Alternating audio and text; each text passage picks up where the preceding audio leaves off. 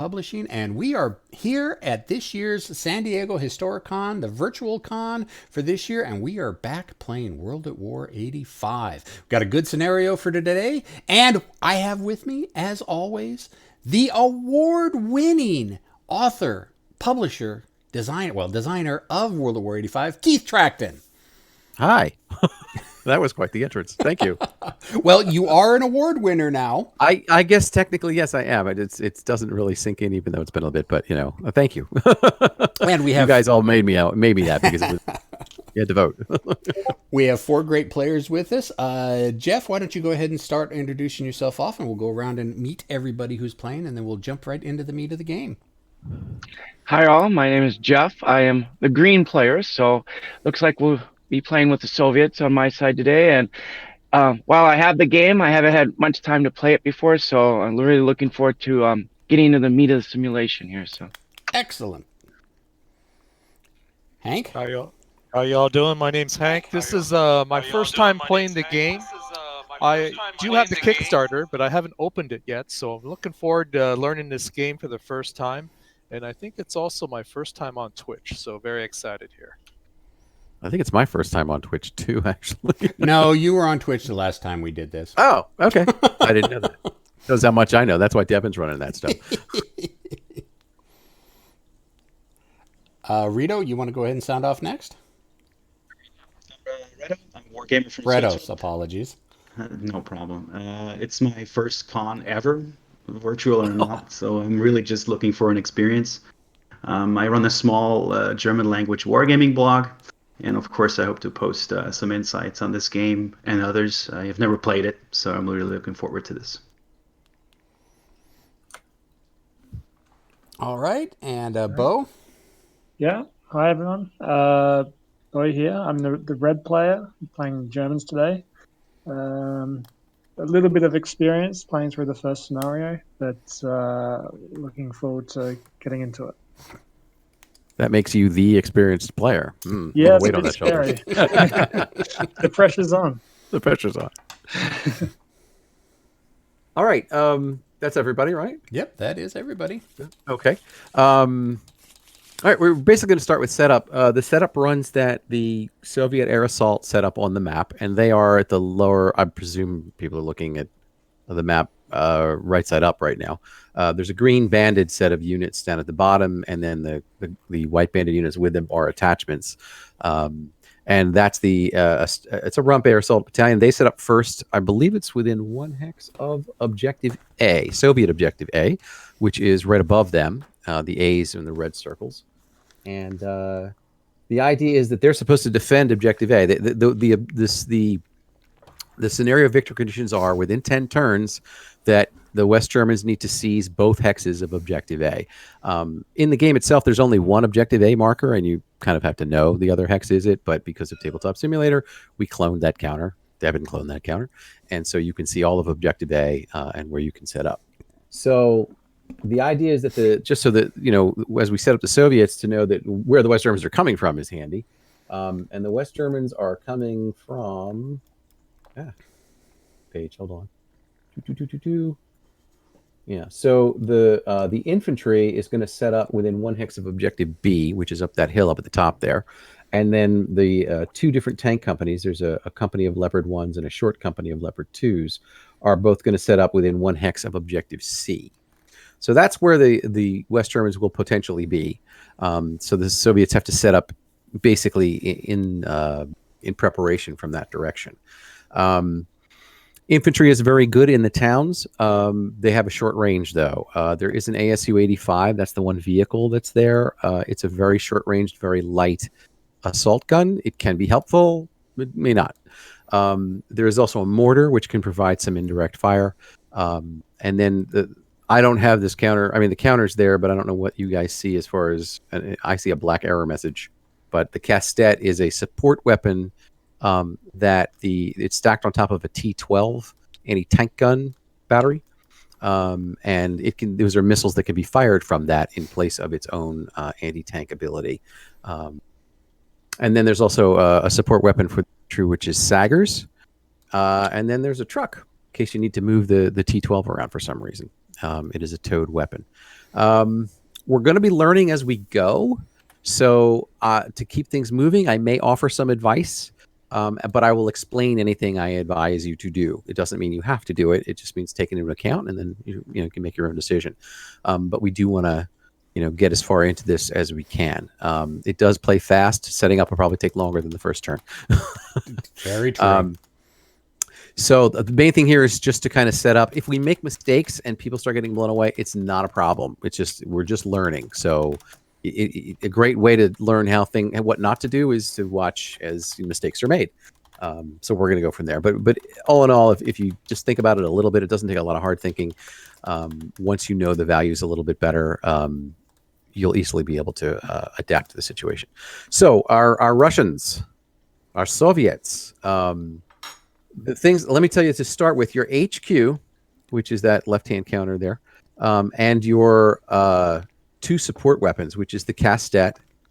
And well, no, the Kastet can stay with the T-12, but the Sager, we don't know which of your 6 infantry platoons, your air assault platoons, are going to have that. You haven't deployed it to them yet. You can if you want, but I recommend putting it in, basically keeping it off map until it's ready to be used, and that way you can give it to any of those platoons. Once it's deployed to a platoon, it stays with that platoon for the game. So if you'll take, I guess I can do this. Haha. So I'm going to take the HQ, and I'm going to drop it into the ready to be deployed box. I'm going to take the Sager, and I'm going to do the same. Deploying is actually taking something from the deploy box and putting it on a specific unit on the map. So the first concept that I want you to get your head around is when you put your HQ on a unit, it's on that unit. If it's stacked with another unit, it only has a limited effect on that. So right now we've got the 6. Let's see if I can do this. Explode stack. Now, if I explode the stack, do you guys see that? Yes, we all see it. Yeah. Okay, so there's six platoons in this battalion. And I'm going to zoom in a bit here on myself.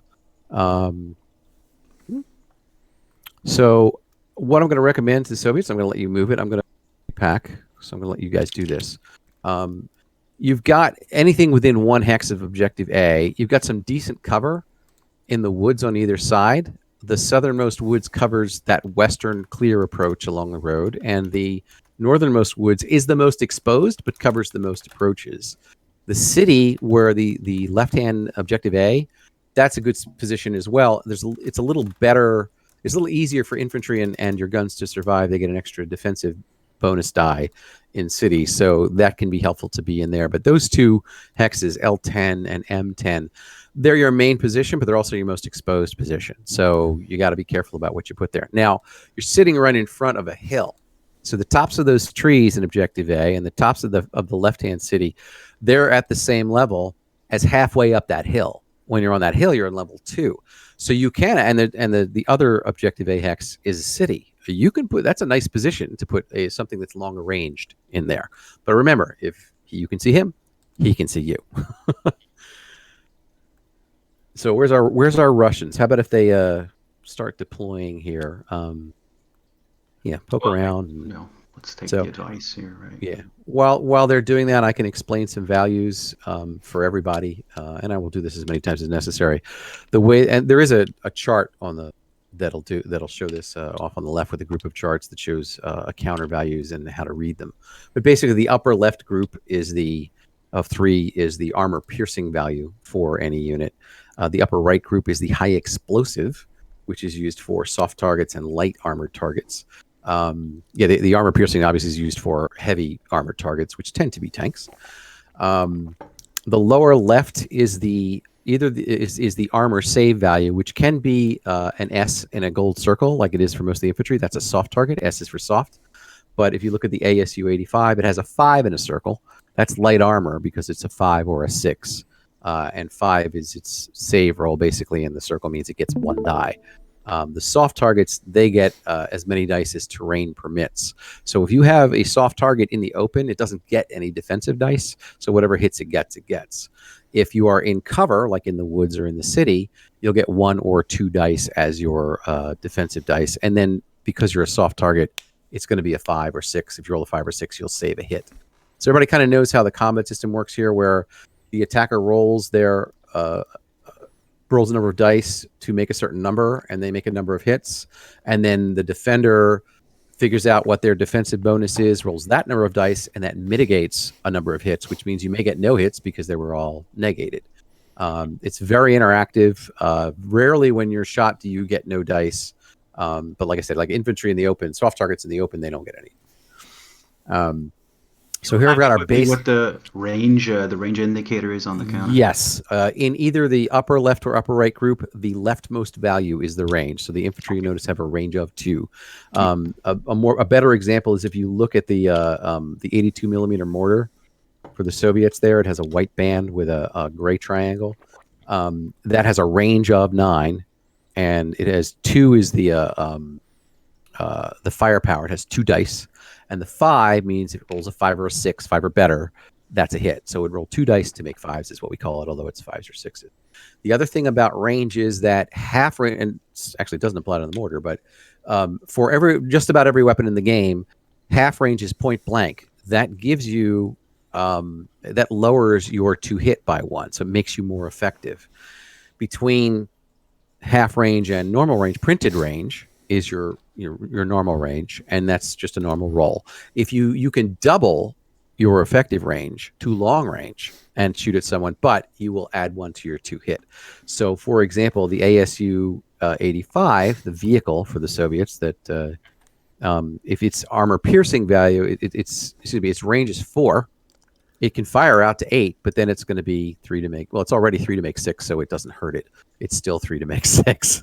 But if you had something like the infantry, for example, if in the upper left, if they're firing armor piercing, firing off their RPGs and things like that, they have a range of 2 with 2 dice to make 5. If they fired out to 4, they would be 2 dice to make 6.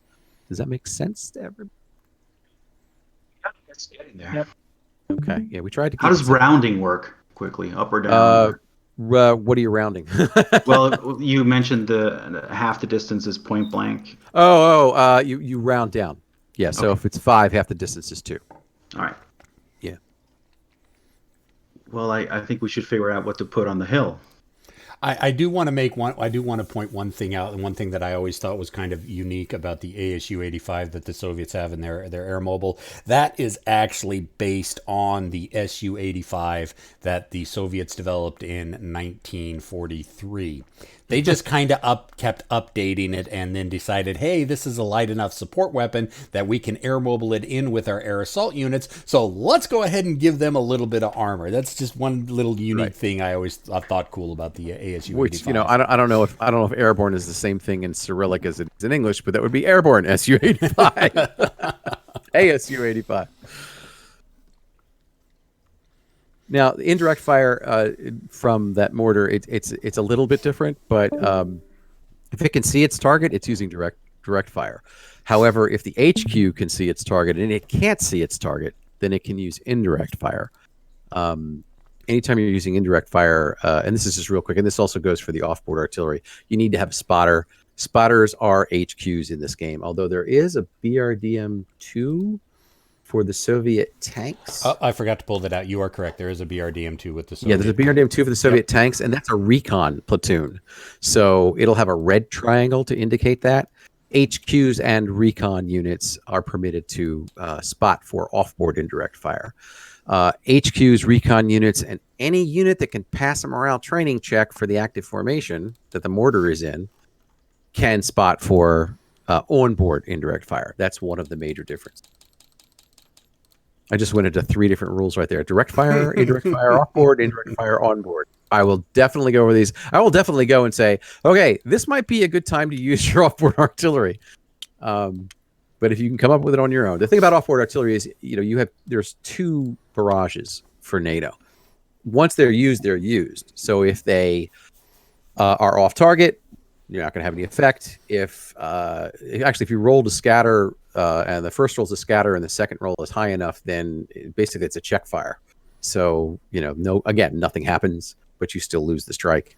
So it's very powerful, but that's why you get a limited amount. The mortar is not as powerful, but can fire every time the air assault formation is activated.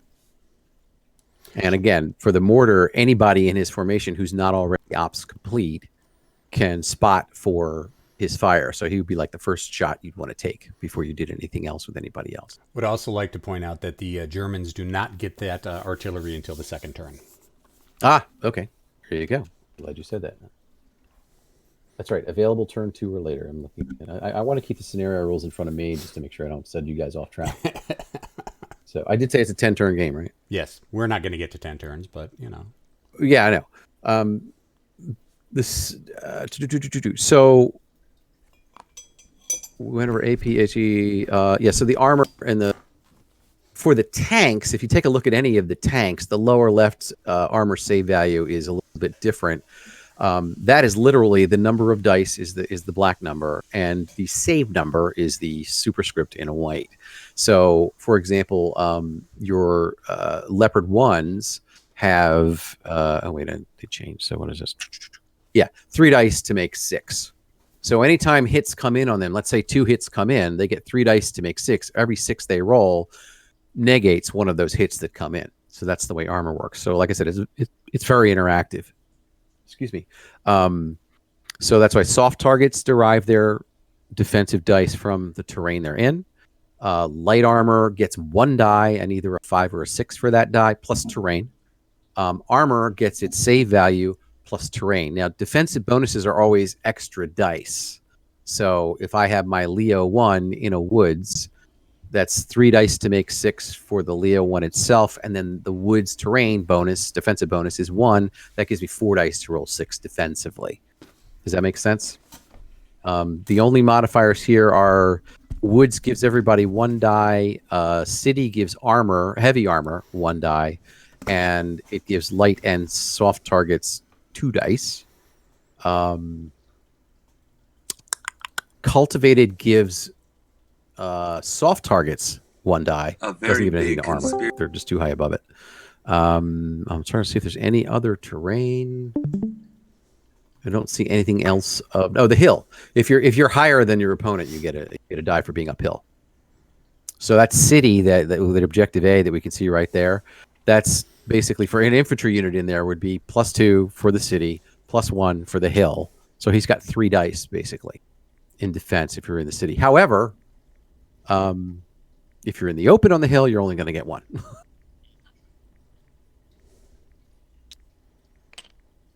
Yeah. Okay. Now, the anti-tank on this stacking is, by the way, is 2, not including support weapons, which are indicated with a red triangle on it. The support weapon for the T-12 anti-tank guns is Castet missile. They had missiles that could be fired from the tube, anti-tank guided missiles. They can be used, or the guns can be used. It's your choice when you fire. Other support weapons can be used at the same time. In other words, if I have an infantry support weapon like the Sagger, I can fire the infantry and the Sagger. Can't do that with the ARM, alternate armament support weapons, which a Castet is. You're actually getting an advanced, and it's sort of an advanced education on that. There is a minimum range on the Castet and also on the Sagger, and that's indicated. There's a black triangle on those counters, if you can see them. That black triangle says their minimum range is 3. That means if the target's at 1 or 2 hexes, they can't shoot at them because the missile hasn't armed yet.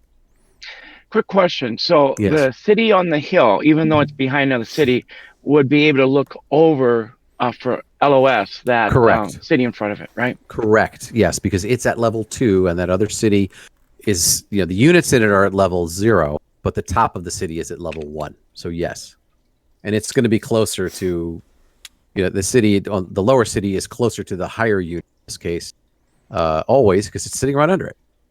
So the only thing they won't be able to see is once if the West Germans are in, say, L9, immediately above your 2 northernmost platoons, then you've got it's the obstacle is the woods at level 1 and the city and they're both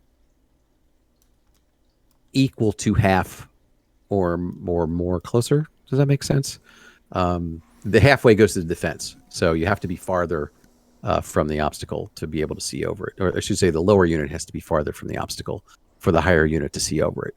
So when they crowd into L9 there, then you can't see from that hill. But if because of that close, you got bigger problems.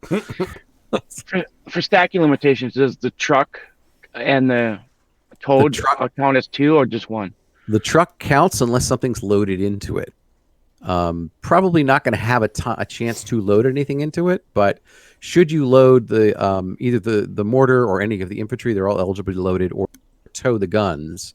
Once it's loaded in, which is indicated by putting directly under it, then it only counts as 1 unit. But then you have to be careful because unloading, stacking limits count at all times. So unloading means that you can't unload into a hex that already has something in there. You can, however, unload into an assault, which means into the adjacent hex to fire it, to engage somebody in their own hex. There's direct fire is one way to attack. Indirect fire, we talked about the 2 different indirect fires, on board and off. Assault is the last way to attack people, and it is deadly. And it is used frequently to actually seize objectives, which is what it's for.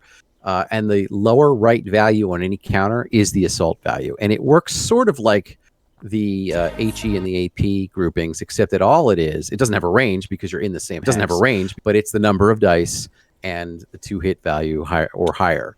You notice your air assault has 2 dice to make 3. Now, any unit takes 3 hits to be killed. So doing 2 is great, but you want to have 2 of those units to do that, to make sure you're rolling 4 dice. You get at least 3 hits if you want to wipe them out in 1 turn. But the idea is that the air assault are very effective because they have 2 dice. They basically have a 67% chance of causing at least 1 hit. Depending on how you do the math, I guess technically it's 67% chance to do 2 hits, but I don't even know how that math works. I have it on a spreadsheet somewhere. I'm like, I just can't pull it in my head. That's why I have a spreadsheet. But the idea is that it's so much more effective sometimes than firing at people that sometimes tanks will say, all right, I'm going to go into an assault. Both sides fire in an assault. There are no terrain modifiers in an assault.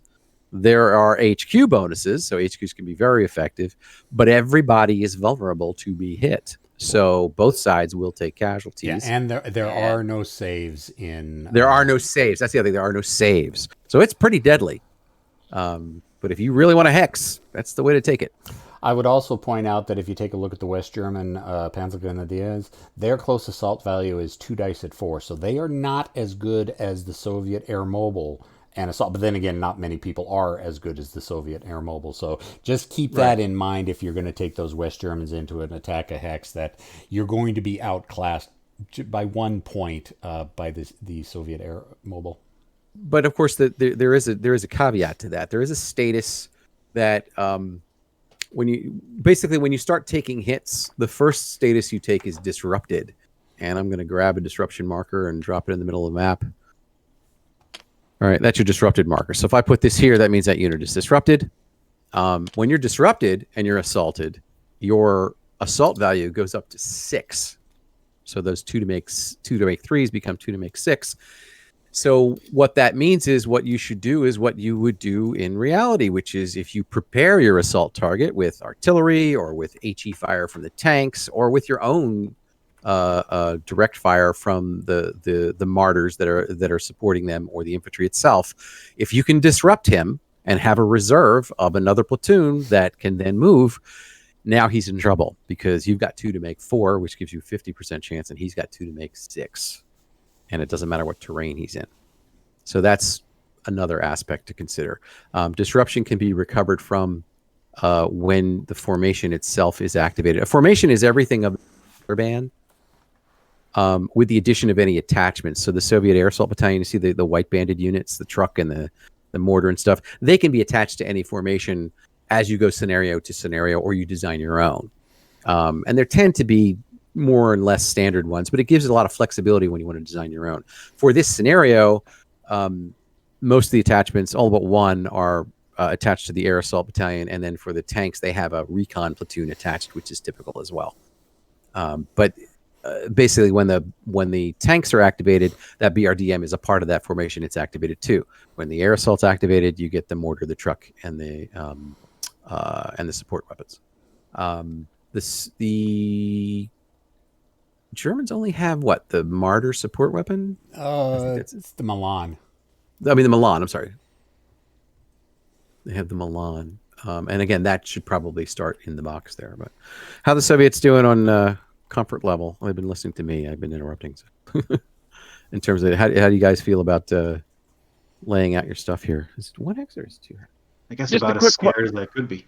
You will get shot at, but that's your job. Yeah. Just a quick question. Where Yeah. do the reinforcements for the Soviet enter the map on? You see where they're. You see the road where they're sitting next to. Hex That's where they W10. come on. So Yeah, the chance of 3W10. me having to worry about the backside of the hill is kind of low. So Right. Exactly. They're supposed to have your back, literally. Put it this way: if the Germans decide to come on the backside of the hill, yeah, the T-80s are going to hit them in the back. So it's a viable tactic. It's just lower risk than others, or higher risk than others.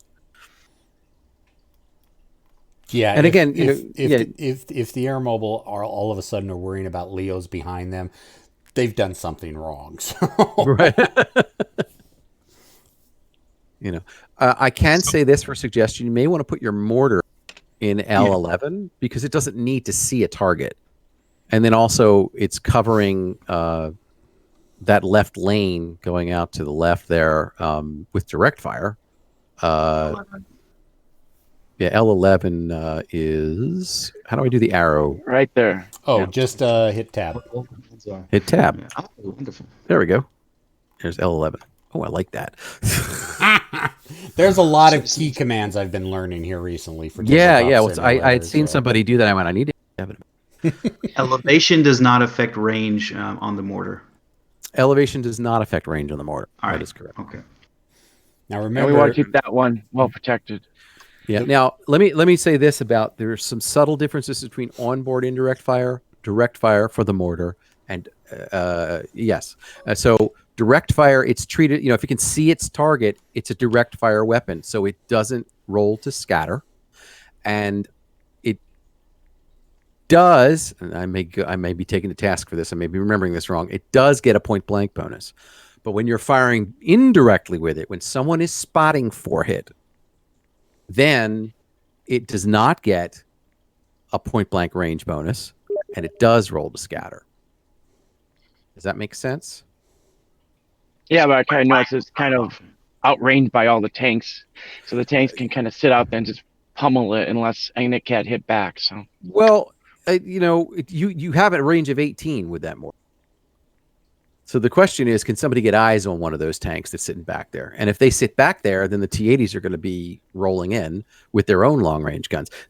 This is what I'm sorry, this is my personal thing. This is what I like about the game is that when you start to double think and triple think it does get deliciously complicated in terms of your tactical options, but it doesn't have to be too complicated. You do have to think like you're thinking, though. It's like, well, what range are we going to engage at? And, what's he going to do? Is he going to come charging in? And you just don't know. You just do your best. Where's visibility? Visibility is unlimited. Okay, just Yeah, limited don't even by have to worry about that. obstacles. Right, Yeah. you don't have to worry about that. Okay. If we were using one other thing we're not using, the battlefield events, battlefield friction table, and on there is weather. And if the weather gets bad, there's basically a concealment modifier for everybody on the map, no matter what hex they're in, as a defensive bonus. That's sort of visibility from rain or fog or whatever it happens to be.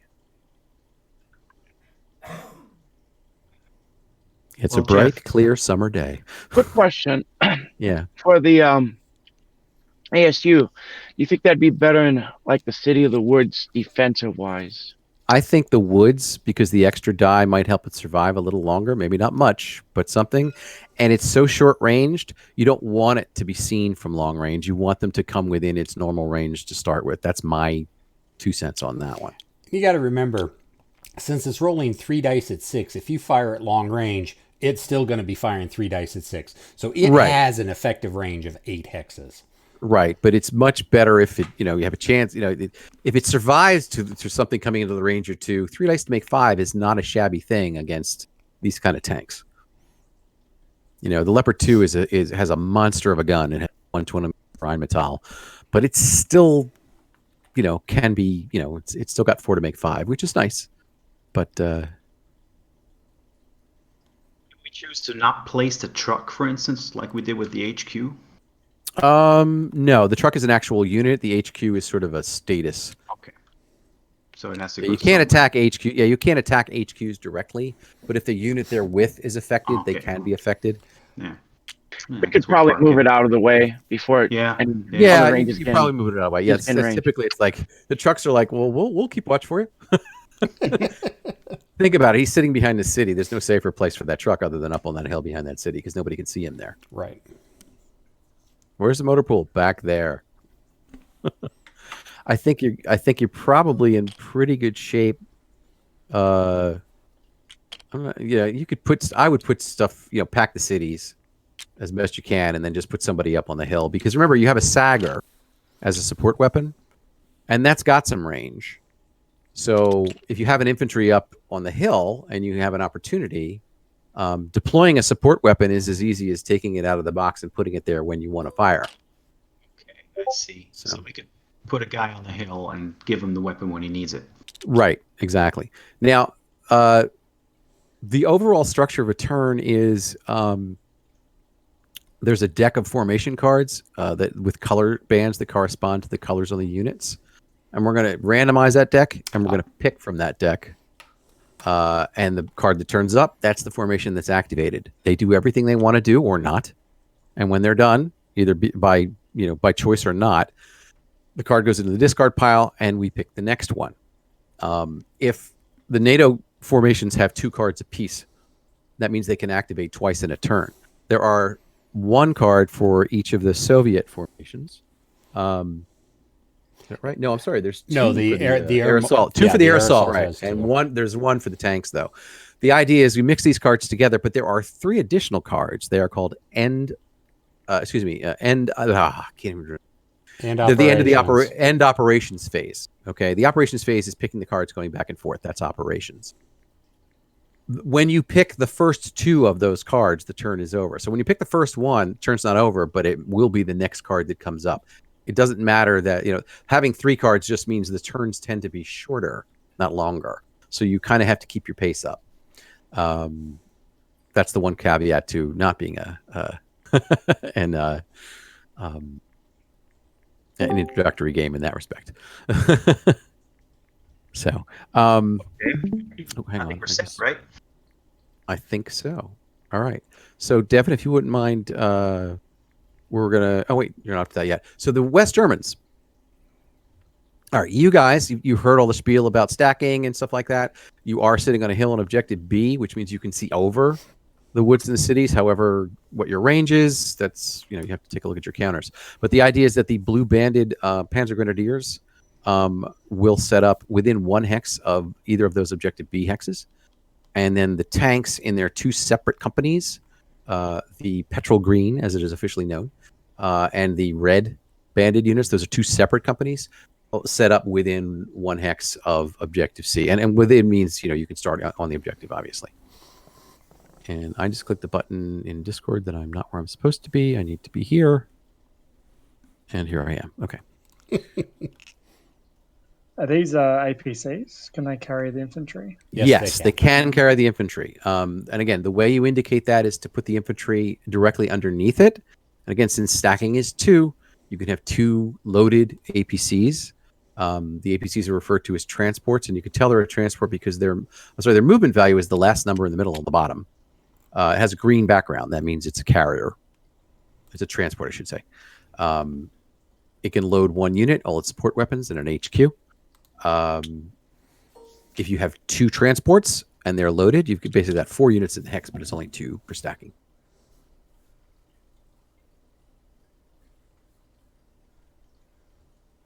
Okay.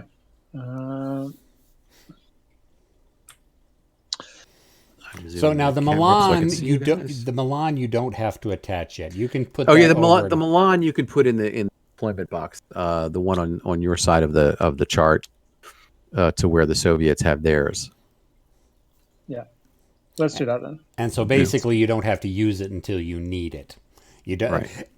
Back in the old ASL days, I remember there were some support weapons that had to be attached to squads, but you had to write down what it was attached to and had to keep track of that squad, where that support weapon was before you deployed it. I so much prefer this because it's all right. I don't have to worry about it. It just shows up where it's needed Yay, let's go Right. with that. And then once it's basically a question of commitment. And some people say, well, you should know where it is. Just you want to do it that way, you can. But this is a very fast game. And believe me, you will commit it where you need it. Because if you don't, that's a mistake. And the point to any tactic is there's a way you would consider doing it, and there's a way you consider not doing it. And then there's when do you do it because you have to, which may not be the best way, but it's all you got. So there's your drama. There's drama for you. I mean, I can't tell you. I can tell you we've had fights between, M113 platoons with 50 calibers and BMP ones with 73 millimeter low velocity guns at point blank range. And one side came up a winner because that's all they had. It's like, why are you using your transports to do that? Because that's all I have is these machine guns. So. Okay, and another question: the half hexes. They are in play. play. Yes, they are in play. They are in play. Yes. Okay. Yeah, some people kind of run down them. I'm like, you can do that, but that means you're giving up all the good defensive terrain. Yeah. I'm still trying. Hank, are you on my team? Yes, What do I you think am. of I was that? just thinking of just where to put the tanks. I think I'm maybe we leaning just toward. put them out and see how it goes. Yeah, I think I'll just start them on the objective hexes for now and go from there. And remember, those objective hexes are cities, so that's helpful. There is one defensive bonus that's not obvious, which is called Concealment.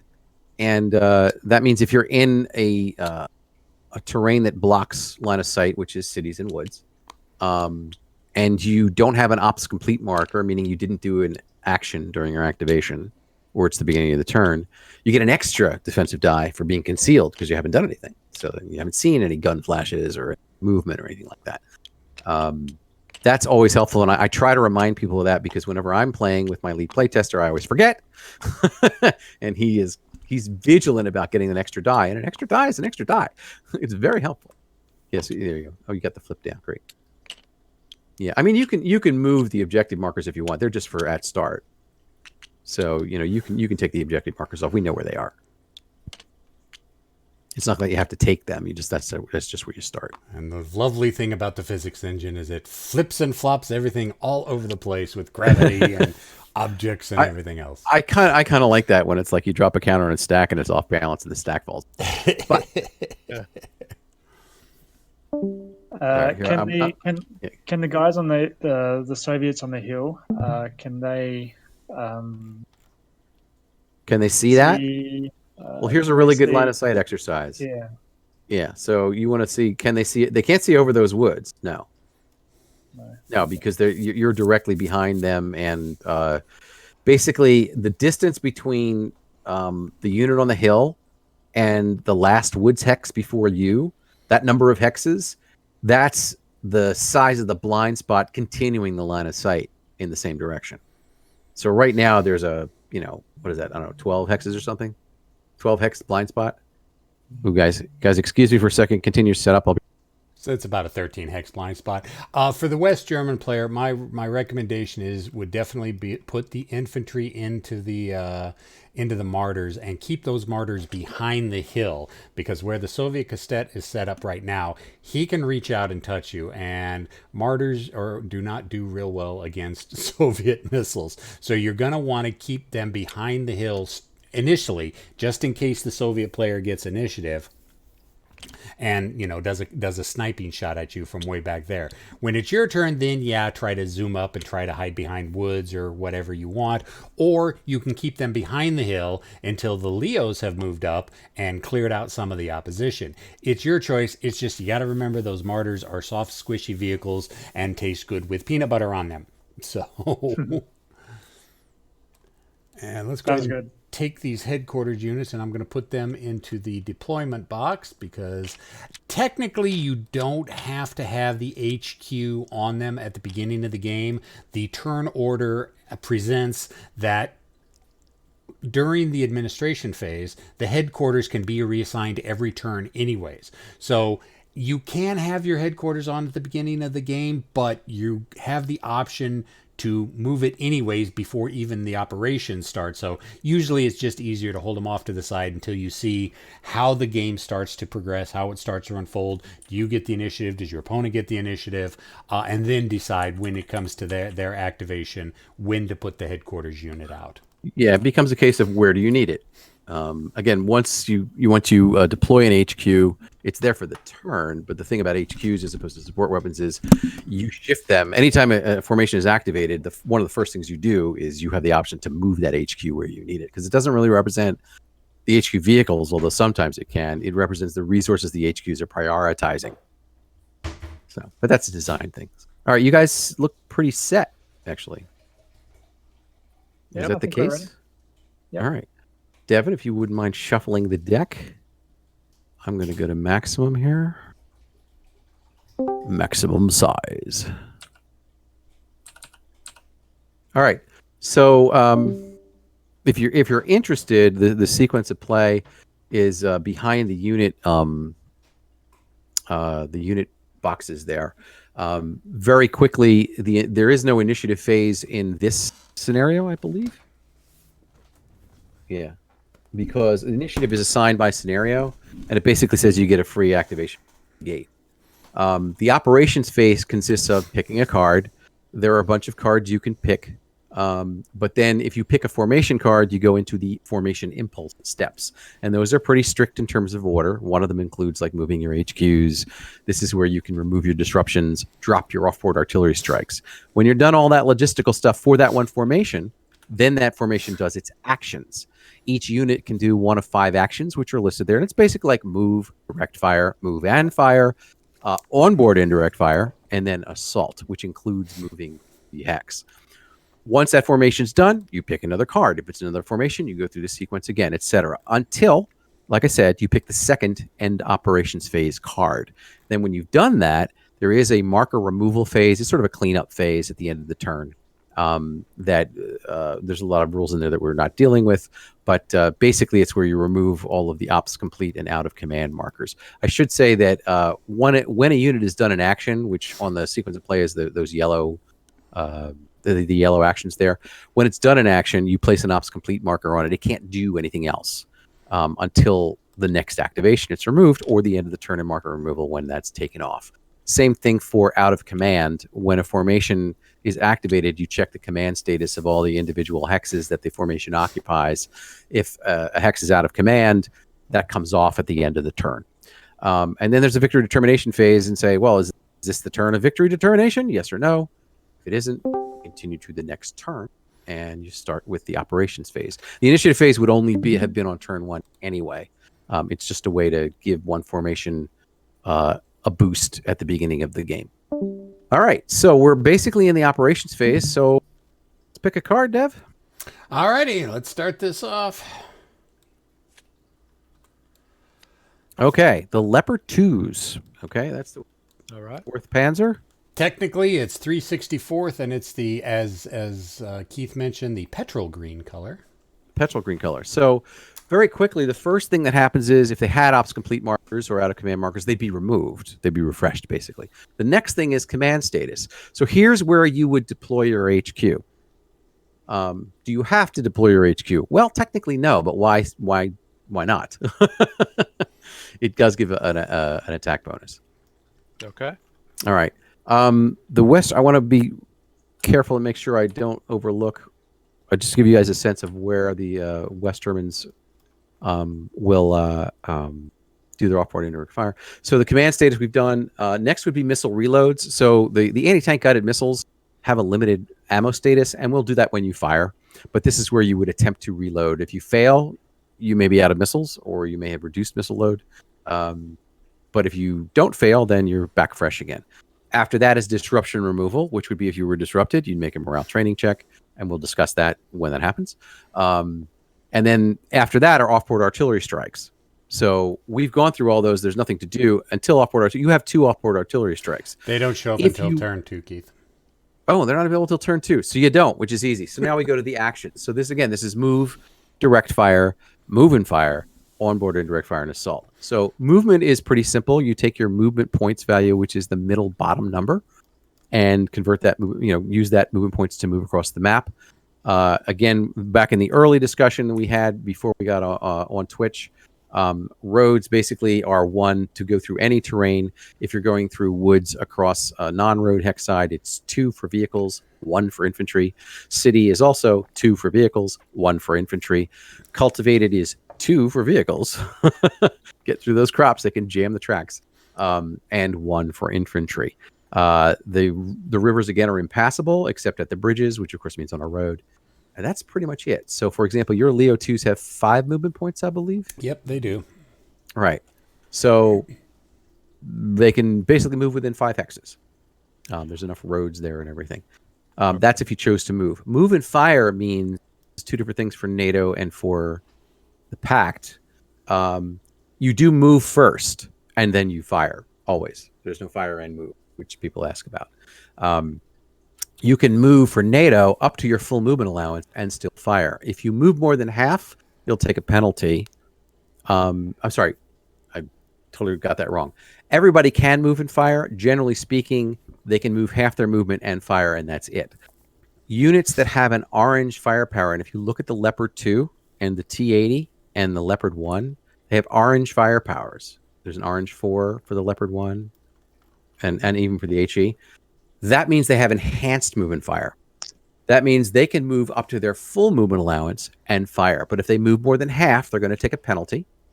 If they move less than half, they're going to take less of a penalty.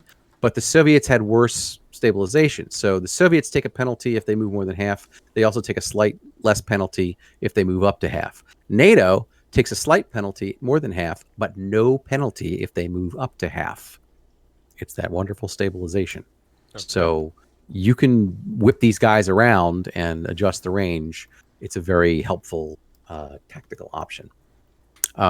Assault means you move up to your full movement allowance as long as you have enough movement points to move into the hex of the assault. And then onboard indirect fire is a specific sequence. If you want to do that where your HQ or any unit in the activated formation can see a target, we'll go through that sequence if you want to call in I guess for you guys, well, you guys don't have any mortars, but the Soviets have mortars. Did I miss anything, Dev? Opportunity fire. I don't think we opportunity fire. So when you're moving, if you move in line of sight of the enemy, fire a shot at you. Basically, they can fire once at each hex you enter, or if you unload in front of them and you're in the same hex, that also triggers opportunity fire. Opportunity fire is just you take the shot. And if you are moving a stack, they can only target 1 unit. If they disrupt or destroy the unit they fired at, the other unit can continue to move. But say they only disrupt the unit they're firing at, that unit has to stop at that point. So they can physically stop you from moving if they disrupt you. That's a lot of what goes on. But when you fire opportunity fire, now your op's complete. And you won't be able to fire again until your formation is activated and you can clear that op's complete or the turn ends. Quick clarification, and that's direct fire for opportunity only, not indirect, yes, right? That is correct. That was a good question. Opportunity fire is a variant on direct fire. Okay. Are we playing with concealment? Yes. Yeah. Okay. Well, my thought is just to move this company into the woods and take a shot if I can. What do you think? Just a question of whether you have an angle. Which would you move it into? Was it J2? Affirmative. I would definitely take a shot if I could, to be sure. I mean, me personally, I like to leverage, what range of HE I have, and it's figure your range is 7 doubled to 14. I'd take a low odd shot without any chance of somebody shooting back at me. So I mean, a Sagger might, but So just to understand you clearly, just shoot from where I am. I don't think you can see him from where you are. Let's say 1, 2, 3, 4, 5, 6. That hex. Oh no, that's line of sight. You said the tab key for the arrow? Tab key for, yep. Just hit the tab key. Oh no. Oh, there we go. Okay. So clear this. It goes away after a couple seconds. All right. So this hex in the middle here, 1, 2, 3, 4, 5, 6. 1, 2, 3, 4, 5, 6. Yeah, you could fire from where you are. Okay. Yeah, because you'll have enough time to move up should the T-80s need to be dealt with. Well, Bo, what do you think? Yeah, sounds good. All right. Your HQ can add its bonus that's on its counter of 2 to the number of dice you roll for either HE or AP fire. So if you'd like to take that shot, who's your target, first of all? I will target the ASU 85.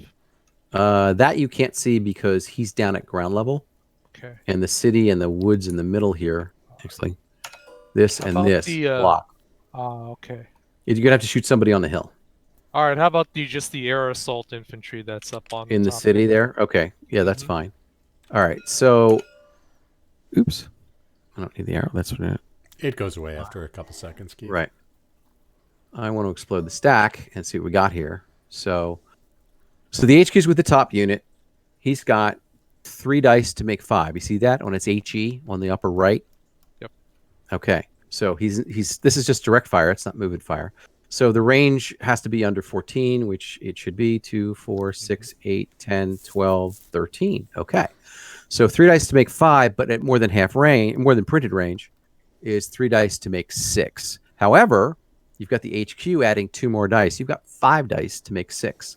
So to make this attack, all you have to do is go to the Dice-O-Matic and hit the 5 button. Okay. I'll go ahead and do that now. Here we go. And we're looking for 6s. Nope. Nothing. Okay. So that platoon is marked ops complete. Okay. If you want to fire the second platoon, he fires 3 dice to make 6. Here we go. Yep, there's one. Okay. That's 1 hit. Okay. However, they are, if I'm going to explode this stack here, I'm going to leave you guys to put them back. I'm just going to explode them. So what you've got here is you've got an infantry platoon in a city. So he gets 2 dice for the city defense. I think he was firing at just the air assault that's in N10. He wasn't firing at the city. The one up on the hill in Clear. Oh, I'm sorry. Yeah, I'll clear that out. Oh, that one. Oh, that's easy. Okay. So he's in the open, but he's uphill. So he gets 1 die for that. So he rolls 1 die, and when it's a soft target, it's always a 5 or a 6 is what it works. So for the Soviets, if one of the Soviets will hit the 1 on the Dice-O-Matic or roll 1 die. I'll do that. A 3. Okay. 1 hit means you're disrupted. 2 means you're disrupted and reduced. 3 means you're eliminated. If you're already disrupted, then you automatically take a hit. You don't get disrupted again. So in this case, he's disrupted. So I will grab a disrupted marker and drop it there. And he's disrupted. What does disruption mean? Does it mean you can't move? Nope. You can move. You just can't move closer to an enemy unit you can see. If you can't see the enemy, you can continue to move until you can see an enemy. So disrupted units are actually pretty mobile and getting out of there if you need to. Now, if you're going to move into a hex where they wouldn't beta see, does that count moving closer, even though you saw them before you moved? If you see them before you move, I got to remember my own rules. You have to move farther away. Once you drop out of line of sight, if you come back into line of sight, you'd stop again. So we could go down the hill or anything. So you could go down the hill. Yeah, as long as you're moving farther away or staying the same distance. The other thing about disruption is, of course, you cannot fire. You can defend yourself in an assault. However, as I said, your assault value becomes 6. The assault 2 hit value becomes a 6. All right, that was that. Cleanup phase? Well, actually, what happens is that formation is done because everybody has an ops complete. We go pull the next card. That's how fast this goes. All right, now we got the Leopard 1s. Yep, Leopard 1s. Yeah, Leopard 1s have 105s, not 120s, for those who like hardware. So the range is a little bit shorter. I don't know if they're in range of the hill right now. They may need to start moving. It was 13 hexes, so they're going to be at long range. Actually, they're out of range for their HE because their HE. Oh, for their HE. That 5 doubles 5 to 10. doubles to 10. Yep. Yeah, so they're not in range of anything that's there. So the consideration there is, do you want to move those Leo 1s? And again, you want to put down your HQ if it's not there already. Is it underneath one of those? No, it's still in the deployment box. Right. So you want to deploy your HQ. Okay. And then you can opt to use an offboard artillery strike or 2. You get up to 2 per activation. And activation means a formation. So we don't have any other maintenance to do for the disruption or missiles or anything. So it'll go right to offboard artillery. You can use both of the offboard artillery strikes the West Germans have if you want. Offboard artillery doesn't show up till turn 2, Keith. Oh, goodness gracious. That's why I keep dabbing around. This is where you would do it. Yeah. Heck yeah. So now we're into the actions. And again, it's move and fire. Or you don't have any onboard indirect fire. You're not close enough for assault. You move and fire and fire. Okay. Direct fire. All right. So, Bola, I was thinking in this case, move into J2 and fire. What do you think? Yeah, we could do that, or we could try to go around the back of the forest over this side next turn. And that puts you on the flank of the incoming T-80s in a couple of turns. I mean, you don't have the T-80s to worry about for 2 turns, so you could just dive right behind the city in front of you and cut across that bridge and put a fire base at that city. I'll grant you now you're in a fight, but now it's like your tanks in a city versus air assault that don't have quite the range, although they do have a Sager. And the maybe, Gestalt. yeah. So let's hang around here, maybe. All right. So we'll move there, and if able, we'll fire. Okay. Well, do it 1 hex at a time so the opponent has a chance to do an opportunity fire if there is opportunity fire to be had. I will say the Sager has a printed range of 11, which means that its maximum range is 22. And it already starts off as a 3 to make 4. So it's a 3 to make 5. It's off map right now, but it would be a question of whether you wanted to track it with your infantry platoon on the hill is most likely the one that can see that. Well, plus the Cassette up there, or the T12 can also range in on those movement. So yeah, well, I guess the issue here, something? I don't think they can see anything. They might be able to see J2, but I have to do a line of sight check. Dev, can you help me with that? Let's see. Let me go ahead. We're going J2 to the T12 basically, and I'm pretty sure. To which one? Yeah, the woods in J2. Yeah, there you go. So you see how it crosses the woods, and you see how that woods is 1, 2, 3, 4, 5, 6 hexes from the hill, the higher. And therefore, in order to be able to see over that, you have to be more than 6 hexes from the woods on the low end. So you're too close. You don't have a shot, but on the other hand, it means you maneuver without getting shot at. Keith, what I was thinking of is that he could shoot at him while he's here. That's what I was thinking. 1, 2, 3, yeah. 4, 5, 6. 1, 2, 3, 4, 5, 6. He'd have to stay where he is to do that. But yes, he could. No, I'm saying the Cassette could fire at him while the units are moving through that hex.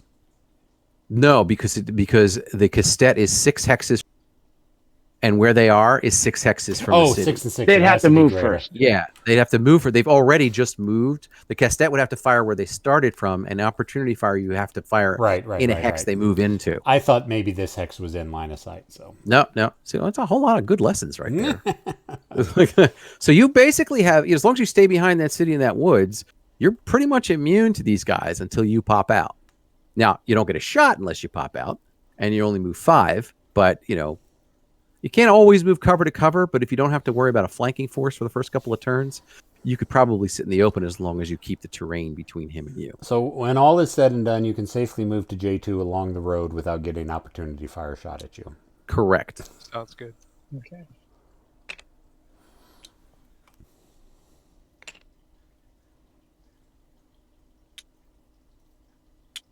There we go. My stacking skills aren't very good. It's okay. No, don't even worry about it. Yeah, you do that. Dev's fast at that. He's like, yeah. It's OCD. I hate to It's- say that, but OCD with the OG.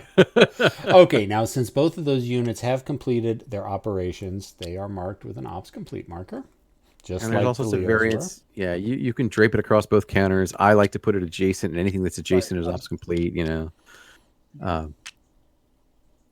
But there you go. So that formation is done. Yep. Next card. Yep. All We're right. progressing. And ops. End operations. That's the first one. So I'm going to set Okay. that to The next one's side. going to the next one's going to end the turn. If somebody doesn't go, you're guaranteed to go every other turn at a minimum. And we'll go through that process should that happen. So they end ops. We Next go card. ahead and draw another card. Whoops, not the entire I was going to say, not the whole deck. And And they go again. they go Okay. again. First thing that happens is their ops complete markers come off.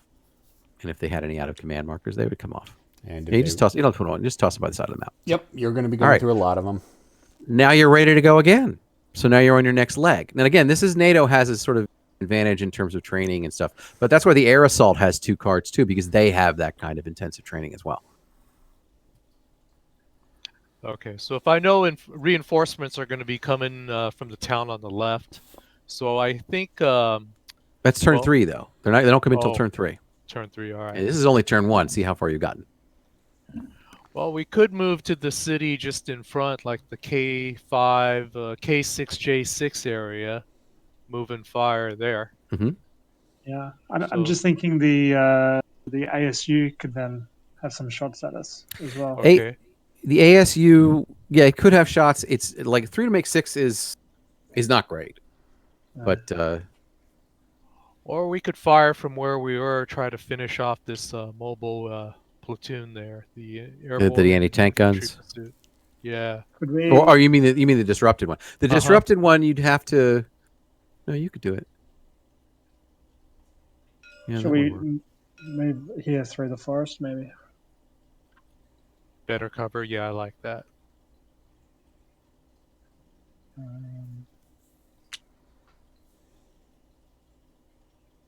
So it's 2 to move through the forest. And we have 5. It's 2 to move in there. Yeah. So then so- we could fire with full firepower, or No, you could fire. What would happen is you would be. Where's my table? Dad, where's my table? I think it's 1 9 now. Where's my miscellaneous stuff? Do we not have the miscellaneous here? That's ridiculous. Look for second side. No, that's not it. Hang on, I got it here in my. I have a remarkable here in my hands. Yeah. That says it's full because it's a NATO unit. For up to, if you move up to half, you move more than half, there's a penalty. And I just want to grab specifically what that is. Oh, that would be more than half, yeah. Right. Where are you? Ah, there it is. Come on.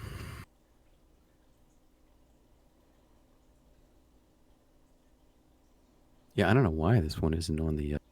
It may be on the back side of something. Yeah, I'm trying to think if it's on the backside of something.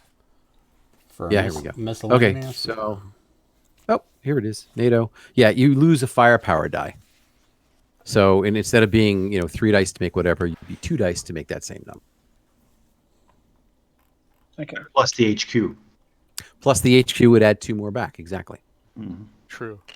But again, only for the unit it's stacked with. The other unit doesn't get that HQ bonus, that command bonus.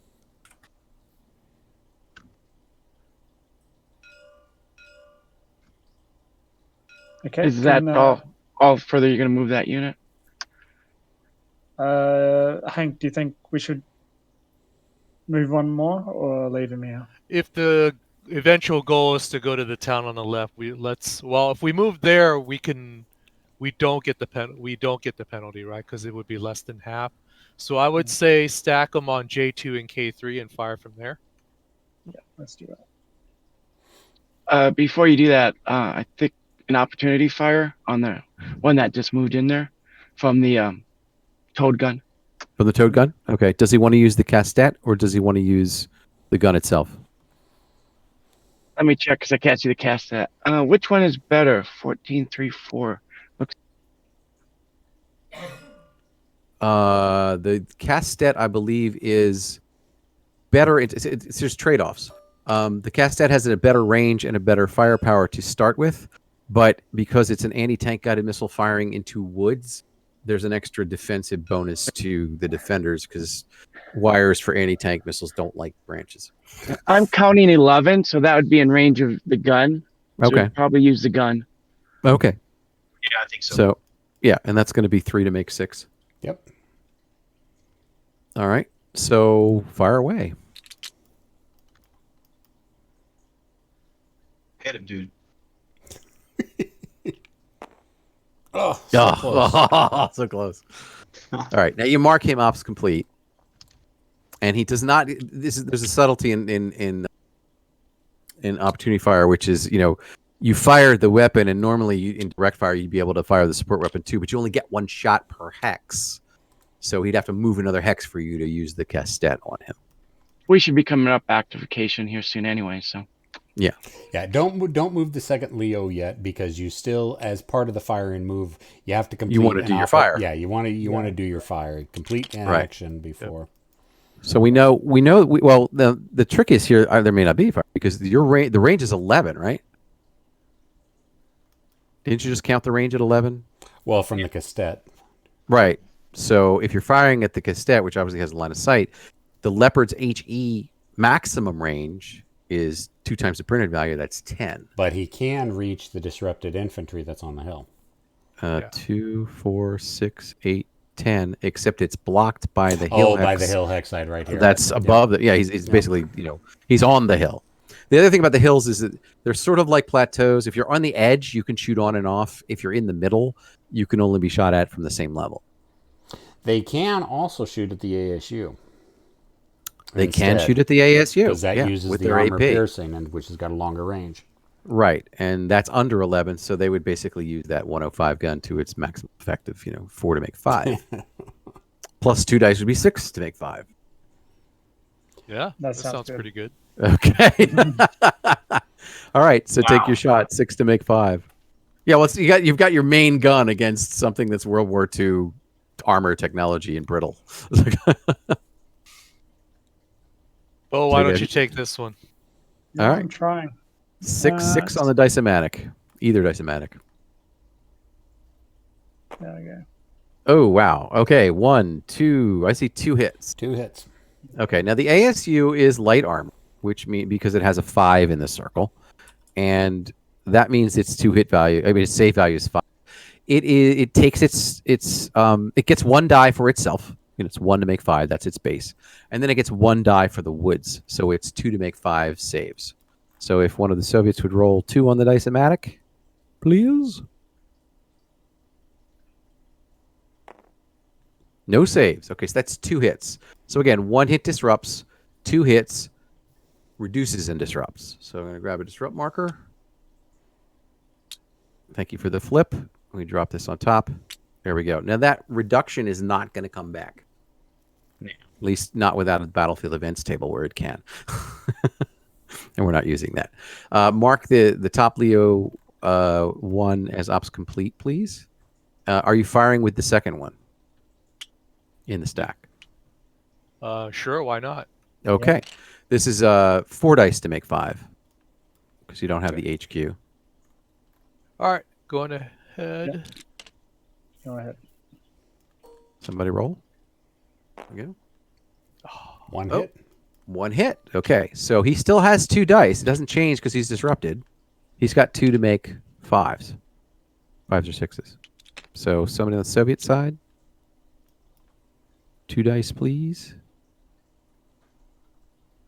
Oh, 2 saves. 2 saves. Don't get negatives. But that had no effect. Okay, you see how it works? For the ASU 85 dodging behind trees and stuff like that. Back up, back up, back up. All right, now you can do something with your remaining Leopard 1 platoon. I think we were going to just move him to J2, right? Yeah. 1, 2.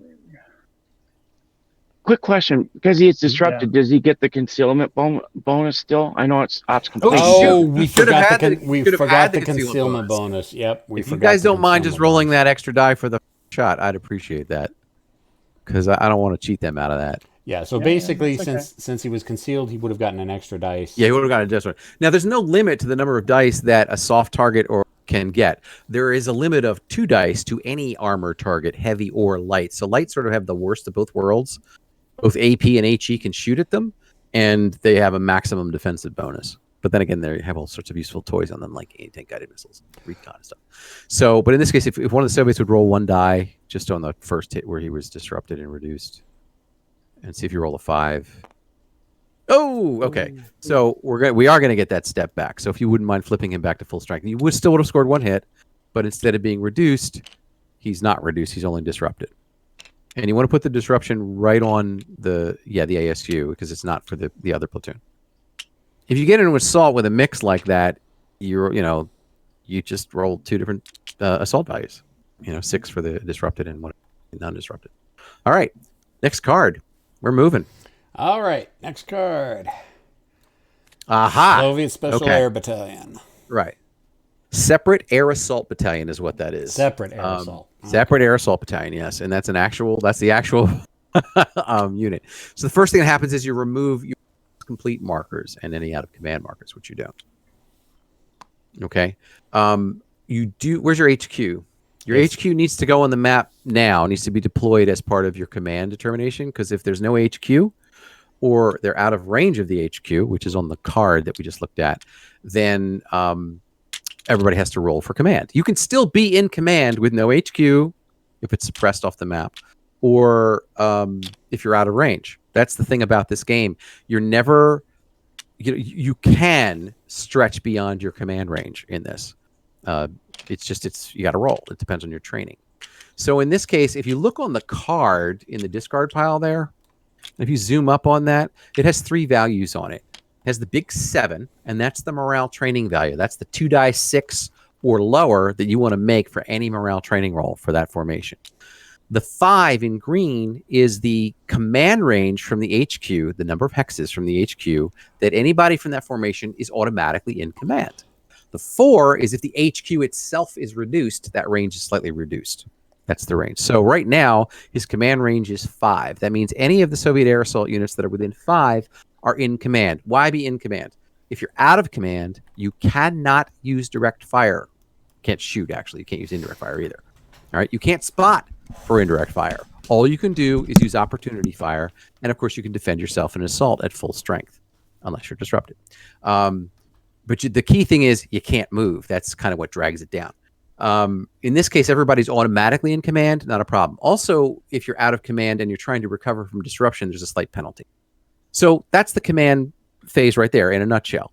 We advance to, there's no missiles to reload. You haven't fired any missiles yet. Now we go to take disruptions off. So here's a case of anybody within range of the HQ in command makes a roll against that 7 with 2 die 6.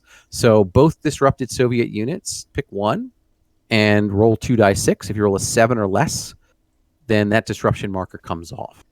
It's a morale training check. It's called. There are 2 disruptions. The ASU 85 and the infantry on top of it. And I'll tell you, normally Soviets are a 6, not a 7. It's because these guys are elite and trained and stuff that they're a 7. NATO tends to be a 7. Big difference probability-wise between a 6 and a 7 on 2 die 6. All right, so for the unit on the hill, for instance, the infantry unit. Yeah, you need to roll 7 or less. Oh, 9. So he stays disrupted. Again, he can move. He just can't move closer to somebody he can see. All right. Can he spot then? He cannot spot. Okay. You have to be in good order to spot, meaning not ops complete, not disrupted. So now roll for the ASU 85, who 7 or to undisrupted. He is undisrupted, so grab that disrupt marker off of him, and he's fresh and ready to go after being chased around by 105 rounds. I should say the platoon of ASU 85 has been chased around. All right. That's our preparation. The Soviets don't have any off-board artillery, so we're into the action phase for the Soviets. So again, it's move and fire, which is not as easy to do. And then direct fire. You're not close enough for assault. And what I was thinking was do the trailed gun again on the one we missed last time, and then maybe have the infantry spot for the mortar on it. Yeah. But that's Okay. long range, so we'll see. That's all right. Okay, so let's do one thing at a time. Which you want to do the anti-tank gun? Yeah, let's do the anti-tank gun first. That's the best Okay. chance. So the T12 battery has. I can't get to it, so maybe somebody else can. I think it's 3 to make 6. Right, it's 3 to make 6. He's in range, we know that. But he's got the HQ now as well, which you can use for him or for the infantry. The infantry might use the Sagger that's still off map, so that's one reason why you might deploy the HQ to the infantry. Or if you've deployed the HQ to the T12, then obviously you can do 5 dice to make 6 if you want. But the Sager has the woods penalty. The Sagger has the woods, and the Castet's the same way. The Castet has the woods too, where that's the thing. And also the Leo 1s don't have reactive armor, composite armor. The Leo 2s do have composite armor, which gives them even more defensive ability against the missiles. But in this case, it sounds like you just want to fire the guns. We can do the missile. What do you think? I think we should. Yeah, we should use the missile with the HQ. Are you going to use the Castet? Yeah, let's do the gun first. Let's see if it hits first. Yeah, let's do the gun. Yeah. Okay. So now the question is, do you want to use the HQ bonus with gunshot, or do you The want missile to shot. with the missile shot? All right, so let's do the gun Yeah. first without the HQ bonus, because you only use the HQ bonus for one or the other. Some people say, well, let's use your road. Like, no, use it for one or the other. And we're shooting K2, right? Yeah, I think that's where you were. Okay. The other one's behind that woods. All right. Okay. So, 3 to That's make fine, 6. Oh yeah, 3. Yeah. 3 to make 6, right? Oof. I see it. There you go. Okay.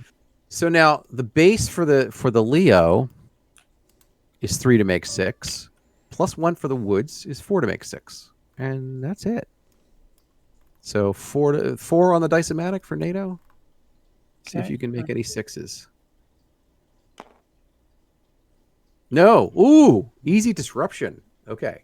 So I'm sorry, you did have to indicate whether it was the top unit with the HQ or the bottom. Generally, people go with the top unit in the HQ. Top unit. Yeah, let's just, and we drop this right here. And there you go. Okay. Now, the HQ itself is not technically disrupted. It's the unit it's with. If there had been a reduction of the unit, that we would have actually checked the HQ to see if it too was reduced. As I say, you can't directly affect an HQ unless you destroy everything in the hex. Then it helps. All right, so the anti-tank gun is ops complete. However, it can fire its. I'm sorry, we did say it was either or with the particular type of support weapon for the anti-tank gun.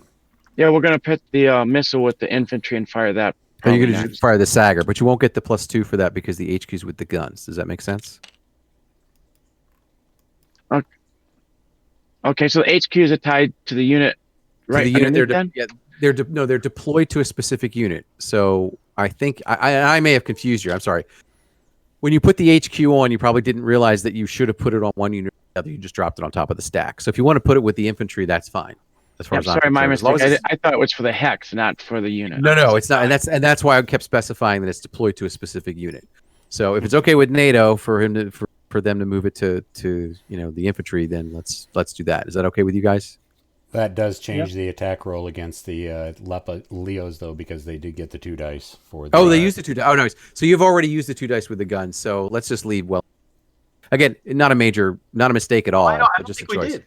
We didn't use the HQ. No, we didn't use the HQ on the Soviet side. Oh, Oh, okay. they All didn't. right. Yeah, they're right. You're right. They only rolled 3 dice. My All right. apologies. Okay, So so if like NATO this, NATO right? doesn't mind, we'll do that. And then the Sagger you want to pull from the deployment box, since you're using it now, and drop that on top of the infantry itself. Okay. There we go. All right, Okay. and that starts with 3 dice to make 4. Now you notice it has a green firepower number. That indicates that it's an anti-tank guided missile, and therefore has certain penalties that other things don't. And also, you can see the black triangle that indicates a minimum range of 2. Not a problem here. Using it effectively at maximum normal range. So that's 3 dice to make 4, plus 2 for the HQ is 5 dice to make 4, 5, or 6. However, because they're firing into the woods,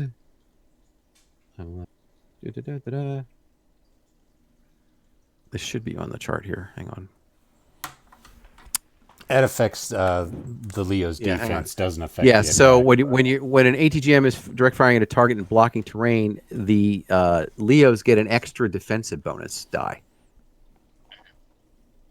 All right. Now, also, the Leos are ops complete. That means they don't get any concealment bonus because they either moved or fired. So that's the easy way to indicate that. So in this case, it's 3 to make 4, which becomes 5 to make 4, but the Leos will get an extra die because of the woods. So 5 to make 4. On the Dice-O-Matic, please. It's like a game show. Okay. 2 hits. 2 hits. All right. That's 2 hits. The Leo gets its defensive bonuses 3 to make 6, 4 to make 6 for the woods, 5 for the ATGM versus it in the woods. So 5 to make 6. 5 Okay. dice Thank on you. the dice. I'll do that. 2 Nice. saves. Ooh, 2 saves. Whoa. Now, because you fired a missile, you're going to make an ammo check. That's the Soviets. So it's just a 2d6 morale training roll. Remember, morale training value is on the card. So it's a 7. So 7 or less and you're good. So if you'll roll 2d6. Oh, okay. This is where we put an ammo reloading marker on top of the Sagger itself. All right. And what that means is it can't fire till it gets rid of it. When will it get rid of it? At the beginning of the next activation. Not even the end of the turn. Okay. And it will roll. If it makes its morale training roll, it's fine. If it doesn't make it, it keeps the marker. Now, there are other types of anti-tank guided missile units that will disappear or have low ammo or have or no ammo left. But because these are infantry teams, they have a lot more missiles than other people do. They literally have a truck, a truck full of missiles. So they just stay unloaded. It's like they can't get back to the truck fast enough, is what that sort of indicates. So right now that Sagger is done for the moment and can't fire again, not even for opportunity fire, as long as it has that marker. They are both ops complete. And there you go. All right. What's next? The only thing else would be the infantry in the woods spotting indirect mortar strike on that same hex. Okay. Or is it out of range? No, the range on the mortar, I think, is 9 in range. So 18 is long range. I think for demo purposes, it would be really good to see an artillery strike or a mortar strike. Well, this is it. this is the mini version. Okay, now that I'm trying to think, your HQ. Well, your HQ is ops complete because he got used. So if your HQ were not ops complete, then you could use him to spot. But if you're going to use the air assault, because the air, first of all, does the air assault infantry have a line? Who has a line of sight to the air assault infantry under the ASU 85? Right. Yeah. Okay. Yeah. Perfect. All right. Keith, real So, quick. Keith, because he's not a real quick. We had a question come in from the Twitch stream. Bravo Company 1 is asking, doesn't he get a command bonus? Not that it would pass with the 12, talking in reference to the ammo reload. Would the command bonus affect that, or is there no command bonus that affects an ammo reload roll? Command bonus does affect an ammo reload road, but the HQ was deployed to the anti-tank guns, not the infantry. There you go. And it's the infantry support weapon that is what fired. Yep. Great question. Thank you, Yep. Bravo Company. Great question, Bravo. All right. So because it's not an HQs and recon automatically spot whoever they're looking at. The special situation for onboard indirect fire is anybody can spot, but now you have to make a morale training roll. Now, the idea is that spotters are not made ops complete by failing their spotting roll, but the unit that was trying to fire is. So if this infantry unit fails its morale training roll, the mortar is ops complete, just couldn't get the tubes online, okay, or whatever. It was so far off, it didn't matter. You didn't have to actually have a roll. If he makes the spotting roll, then we actually execute the attack. Is that clear? I think. I hope. Sure. Yeah. Okay. Mm-hmm. All right. So make your morale training roll for the infantry to spot. This is called a spotter check, but it is a morale training roll. And yes, it does get affected by HQs, but why wouldn't you just use the HQ? That came in as a question. It's like, oh, it's a bonus from like, yeah, but why wouldn't you just use the HQ? It's automatic. So, All right, what do we roll for spotter? 2d6. Morale training check is always 2d6 against the morale training roll on the card. That makes That's it. a 3. That's good. All right. So I like to take the fire for effect marker, since this is an indirect fire shot, and drop it on the target. It just makes me feel good. First, because it is an indirect fire shot, you do roll for scatter. So if you roll 1d6, generally speaking, when you're rolling 1 die, higher is bad. Higher is bad or higher is Soviet, depends on how you feel about the Soviets. In this case, if you roll a 6, it will scatter. Otherwise, it is on target and we will execute it. So if you roll 1d6, I rolled a 5. Roll a 5, it is on time and on target. First time for everything from Oddball. I mean, from Kelly's Heroes. One of my favorite lines. All right. So the way indirect fire is kind of deadly because it affects every unit in the hex. Now, fortunately for him, this is a mortar. Mortars have less effect on heavy armor. Mortar, normally, if you have like an off-board artillery strike or something that's larger than a mortar, or a very large mortar, even armor only gets 1 die. But in this case, because it's basically an infantry mortar, it's not a 120 millimeter or larger mortar, it's the 82. He's going to get his regular armor save value in addition to whatever else he would normally get for the attack. All right. So, but basically the initial attack is 3 dice to make 5 is your base, or is it 2 dice? 2 dice to make 5. 2 dice 5 becomes 2 dice to make 6. Now you're going to roll this once for each. So the top one, he's fine. And then you're going to roll for the second guy in that hex. That's a 6. A possible hit. All right. Now, since he gets his full armor value, so he's got 3 dice to make 6. He does get 1 for the woods. And that's it. So he's got 4 dice to make 6. NATO, please. Oh, 2. Okay. You put the fear mortars in him though. Okay. And the fire for effect marker goes away. You mark the mortar ops complete. The spotter is not ops complete. Just the mortar. All right, next action. Now, if you don't do an action with all your guys, that's okay.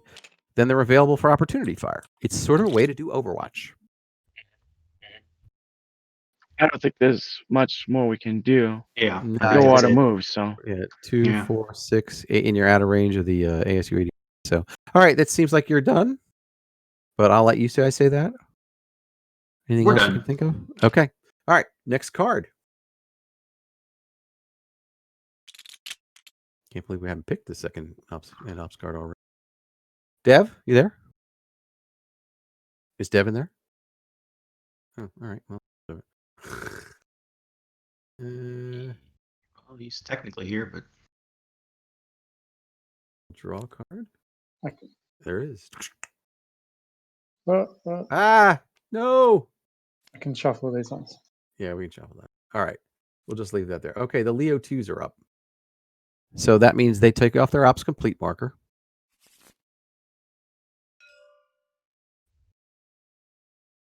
How do I get out of the ruler mode? You have to go into the upper right-hand corner and click on the grab icon of the icons that are on the top left side. And sorry, I had to step away. That was the boss calling. So. Oh yeah, I hear you. Yeah. So on the left-hand side of Tabletop Simulator, you got all these icons at Got the it. very top one. And actually, if you just hit F1, F1 also will get you out of it. X.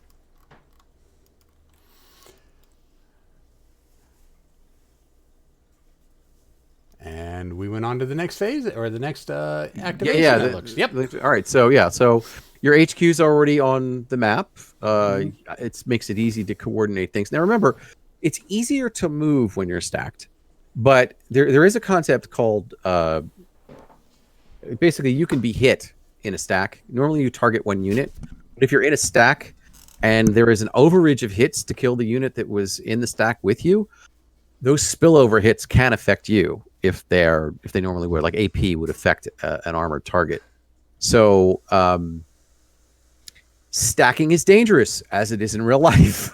Yep.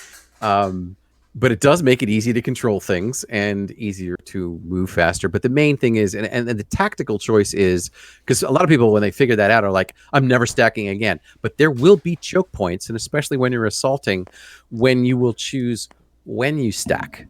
And that's a tactical choice that every commander makes, is where to concentrate. So, I think I just bear that in mind is all I can say.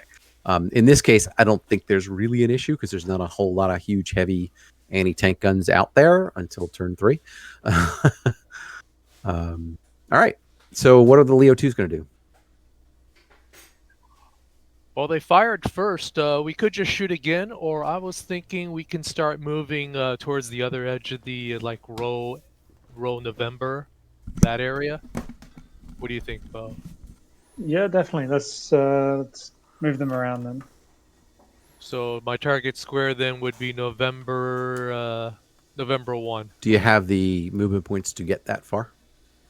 I think you have to stop in J1. Or is that K1? Yeah, K1 maybe would be my limit. Yep. Okay, so I'll move 1 hex first. Dev, can you marquee around a stack and select them all at once? Yes, you can marquee around a stack and grab them all at once. Right. Okay. And there's also another way to do it. There. 1. Any opportunity fire? Nothing that can hit it. No, nothing can see it. Right. You remember, you can't see it if you move out of that town, is what we had determined. So, and he's behind the woods there, no problem there. That's 3 movement points. Got 2 And left. then 1 more. 1 more hex, 2 more movement points. It's 2 points for a forest, right? For woods, correct, for armor. Infantry basically are 1 for anything but moving uphill. That's why they like roads too. All right. All right, so their ops complete. Mm-hmm. Next card, please. Alrighty. Infantry. Infantry. Panzergrenadier. Panzergrenadiers. Okay. So, I can say these guys are your assault force for retaking this town, and there's a long distance between where they are and where they need to go, but there's a lot of blocking terrain. And the tanks seem to have been keeping the anti-tank guns and stuff occupied, so this may call for, a mad dash. That's my take on it. Where you go, if you go towards the center, I don't know. If you go towards those woods that are mid-center down there in the south, I don't know. If you go towards the town to stage your assault, I don't know. That's your call. Obviously, you can't get across the river in the middle, so it's probably the city in the middle or the city on the edge of the map. But since you're loaded up, it sounds like you're going to move anyway. It may be time to book to, close to your initial point. Yep. That was very B-17, the IP. The IP. South or in the middle? I was thinking south, and that way the armor, we have the option to go middle if we want with the armor. Yeah. Okay. I like it. Don't forget to deploy your headquarters. Yeah, you do want to deploy your headquarters first, because if you do, if it's in a normal turn, if you don't deploy your headquarters, then you have to roll to see if you're in command, as if you were outside of his range. 1. I don't think he has anything that is not ops complete that can. Not until you get to range 8. Yeah, the ASU is really the only thing that right now can range. Yeah, in on right it, now, but the ASU, not even the ASU. Well, yeah, the ASU's out of range, but that's the ASU is the only one that's fresh. Yeah, and has everything line of else sight is on it, right. Everything else is either reloading. Let me see if I can put that. Is that right there? No, it goes on the Sagger. Yeah, it goes on the Sagger. There you That whole stack is ops complete. So. Right. So the whole stack is ops complete. So consequently, you just taught me something about the stack exploder. It's just the left is the top. Okay. Yep. Didn't know that. So basically, you can move with impunity.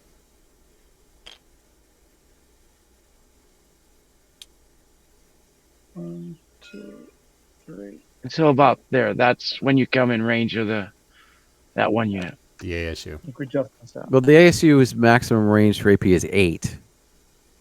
So you're well without, or you're well beyond that range. It's You're a right good there. 300 yards beyond that range. Yeah. Yep, I think that's all.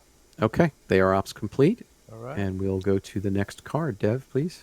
And as you can kind of see, if you know what you're doing, turns tend to flip by really quick. Yeah, I could see Oh, that. Panzer Here they go again. Grenadiers again. Don't need to put that ops complete on. Another thing I like about Tabletop Simulator is, when you're using a lot of them, you don't have to move them back to stacks. You just slide them off the side of the map right where you are, and they're handy. And we do have 3 ops complete card on this scenario, right? There we are do. 3 ops We do. completes, That's yes. why I'm like, and that's because NATO has, 6 cards. And there Black are has 3. So 3 cards left in the deck. So 2 of those are into ops complete. So this is going to end soon.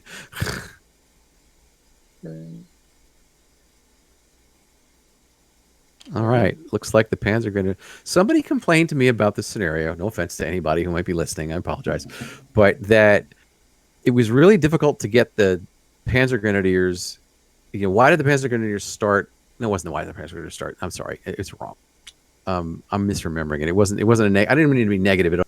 Somebody questioned, do they actually start in the upper left corner? There was, that's what it was. It was my mistake. There was a typo in the original scenario.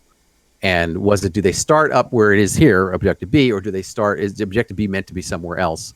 And when we tested it, we started obviously where it is now.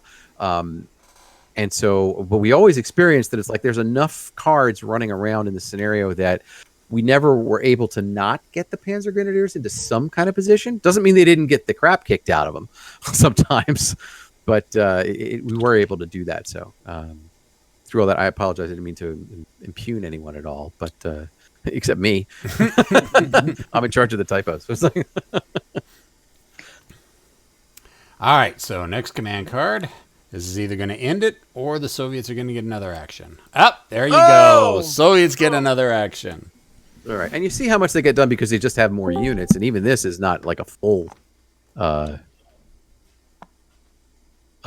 thing. So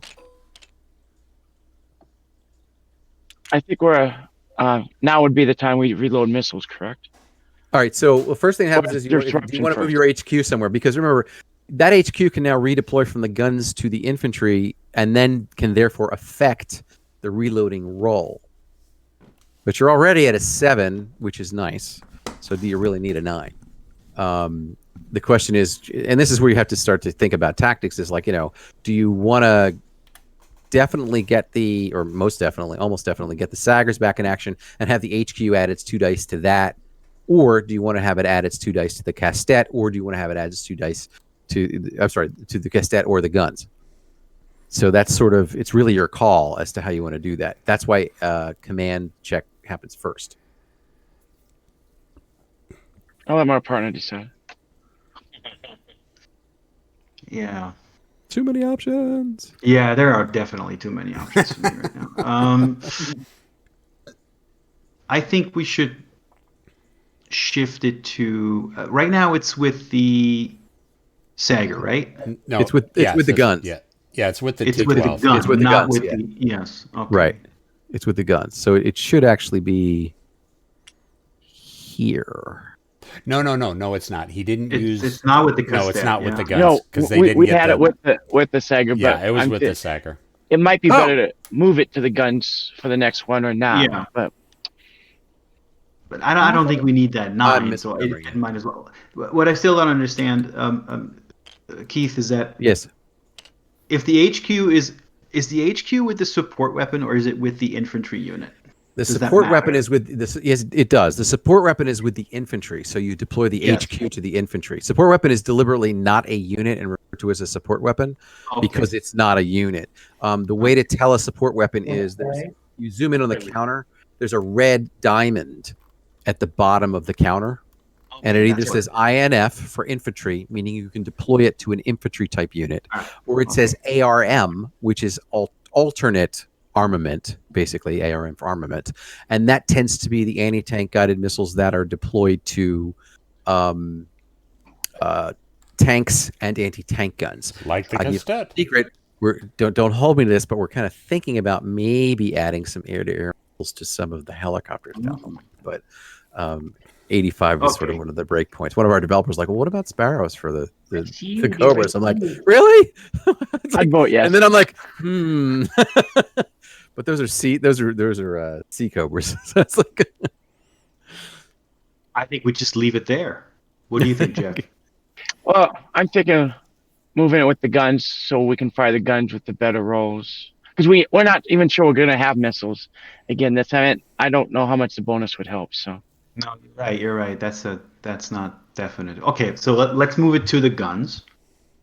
The HQ, right? I want to say hi to our observer, Dave. Hello, how are you doing? How are you? If you have any questions, just ask. So Yeah, I've got the game set. I'm looking. I have to download Tabletop Simulator, but I think the system's great. I'm going to try and do that and bring it up. I'm sorry I wasn't muted though. No, not at all. Not at all. No, I just looked and saw a new name there. I was like, in fact, if you hadn't been, it's blinking, so it's a good thing. So now the HQ is with the gun, Okay, and great. the cassette is supporting the gun, right? Correct. All right. So we've got our HQ. Everybody's in command because the range is 5. Everybody's sitting right there. So now we go to reloading. So again, this is a morale training check. So again, it's that 7 on the card, 7 or less. The HQ is not with the infantry, so it's not with the Sagger. So it's just a 7 or less on 2 die 6. Pull that here. I love these Dicematics. I just love these Dicematics. They 5. are great. He's good. You remove the reloading. The Sagger is back in action. All right. Now we roll to undisrupt. So the ASU was undisrupted last time, so it's just this one infantry, right? Yep. And again, Yep. it's a morale training check of 7. This is Dev. This is between me and Dev. Is like this is sort of a what was that? Is that an 8? That's an 8. That's an 8. Okay, so he stays disrupted, which can happen. Again. Like I said, having a Soviets with morale training 7 totally the exception and not the rule, and it tends to be the air assault troops. So you kind of get used to this resiliency that you got big battalions, but they're brittle in certain ways. A lot of people say, well, why aren't there any doctrine rules? I'm like, they're sort of built in. You have a bigger number of units, and the Soviets also tend to have a smaller command radius. More units in a smaller command radius translates into doctrine, especially with a lower morale training value. That's sort of designer note. Yeah, it's something that has been argued ad nauseum for 2 years. Right. But in the end, it really does work like doctrine without having to have some sort of external doctrine. Special rules for the doctrine special rules. themselves. Ooh, who drew on the map? That's cool. I was thinking of that. I was like, I should just draw I'm trying to that figure stuff. out how to get rid of it though. Oh, There's a Dev little knows that. trash can there with the Yeah. Yeah, I hit that one by mistake. I was looking for No, the that's line. all right. That's all right. So, are there for that drawing thing? Where is that drawing thing? Is that the? Oh, It's there we the go. pin F2. The pen. Okay, and then I can choose a different color, right? Yep. Yeah, You can choose a different color. I think you Actually- can even choose a thickness. right. And I will do that because- a real quick question to Dave: are you able to see the video that I'm streaming to Discord? Because I am streaming this to Discord. Dave was mentioning that he wanted to download Tabletop Simulator. I just wanted to make sure that he could see what was going on through Discord.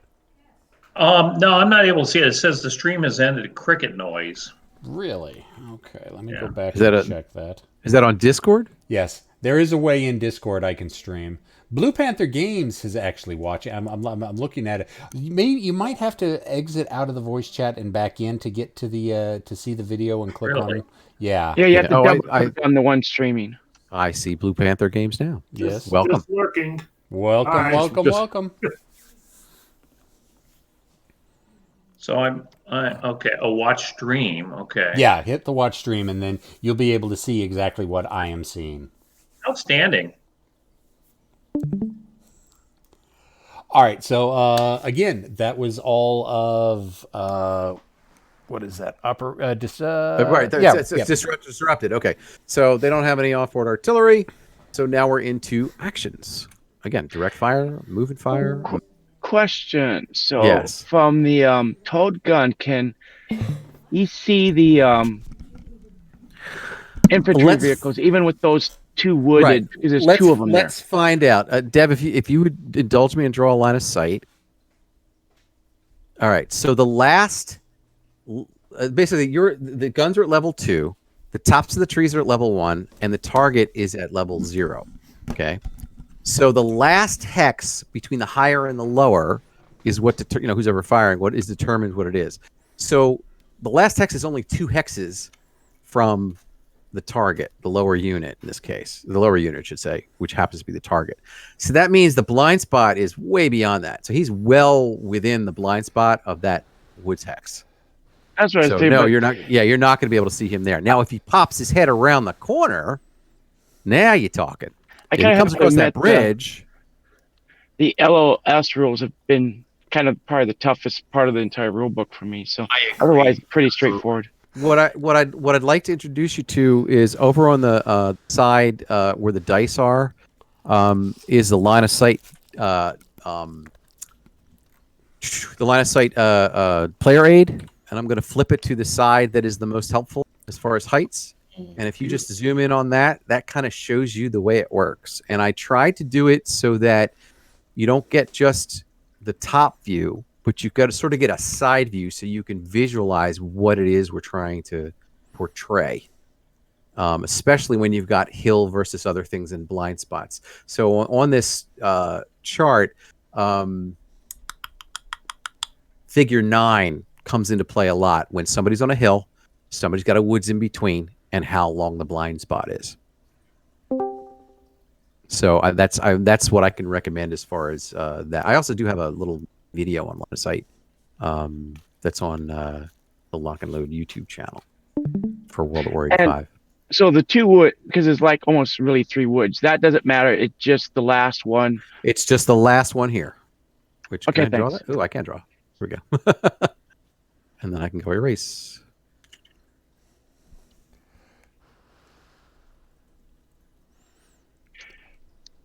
What would you like to do? Fire back on that last tank? Because I think about all we can really do. There in the woods? Yeah. I mean, that situation hasn't changed. You guys are still trading shots there. And we know it's going to be end of turn anyway, because the last would have to be end of operation. So I just go ahead and fire what we did last time. Yeah.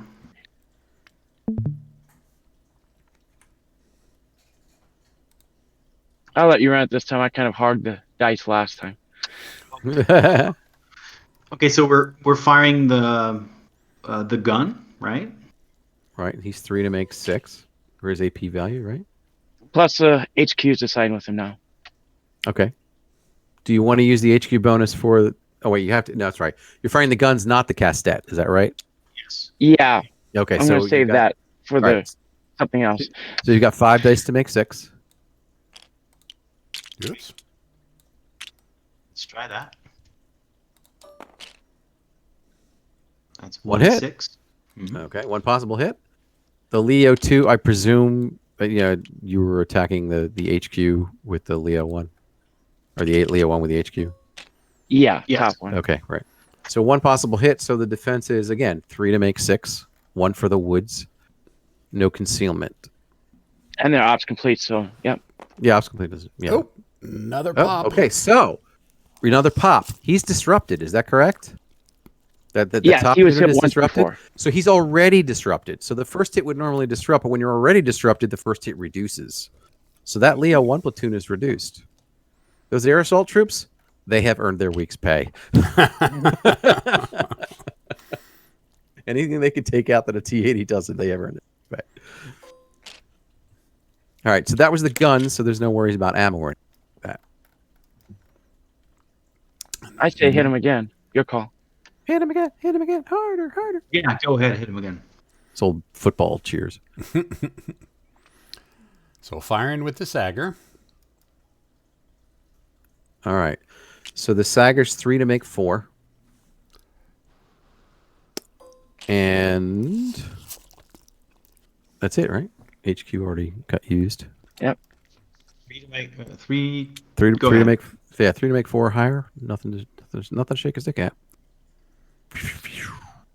Whoa! 2. Okay. Oh, yeah. Again, it's 3 to make 6 for the Leos, plus 1 for the Woods is 4, plus 1 because it's an anti-tank guided missile against Woods. So that's 5 to make 6. All right. I'll give that a shot. Here we go. Oh, No, that was 2 hits, right? yep. All right. Two Yep, hits. 2 hits. 2 hits. Again, you're already disrupted. The first hit reduces. He can only take 1. He's gone. So you get a wreck marker. Now, the HQ is therefore without a unit, but because there is another enemy unit in there, Friendly unit. if I see friendly unit in there, excuse me, he drops to the other unit. However, because a unit was eliminated, we need to roll to see if the HQ is reduced. Not eliminated, but reduced. Would it the second unit first disrupt the other unit, though? Yes. Oh, blow through. Yeah. Spillover fire. Yes. Thank you for picking that up. Absolutely. So basically, since the unit was disrupted and reduced and took 2 hits, it could only sustain 1 hit, completely Right. destroying it. That second Right. hit is automatically assigned to whatever else is stacked in the hex with it. And since the only thing stacked with it is the Leopard 1, the Leopard 1 is therefore takes 1 hit, no armor save, it is disrupted. Right. And some people question that, and it's like, when you're moving as a stack, you're moving as one group. And we actually talked to a lot of armor officers about, is it easier to hit one group or two? And they're like, 1. If there's 1, they just keep lining it up and they don't have to move the gun much, if at all. And, tanks roll into their line of sight and there you go. So, the convenience of stacking is mitigated by the fact that, you're a bigger target. And everybody knows a bigger target is easier to hit. This is just how it manifests in this game as opposed to other games. All right, so that was a very effective hit. However, we still do need to roll for the HQ to see if it is reduced. Now, normally with an HQ, again, when you're rolling we're going to roll a single die. Single die, high roll is bad. So in this case, a 4, 5, or 6 reduces the HQ. But because a unit was destroyed in the hex, you would add 2. So basically, if you roll a 1, he's not reduced. Anything else, and he's reduced. So if the NATO would roll 1 die 6. Okay, so the HQ is reduced. You can flip it to its reduced side. What happens to an HQ when it's reduced twice? It is suppressed.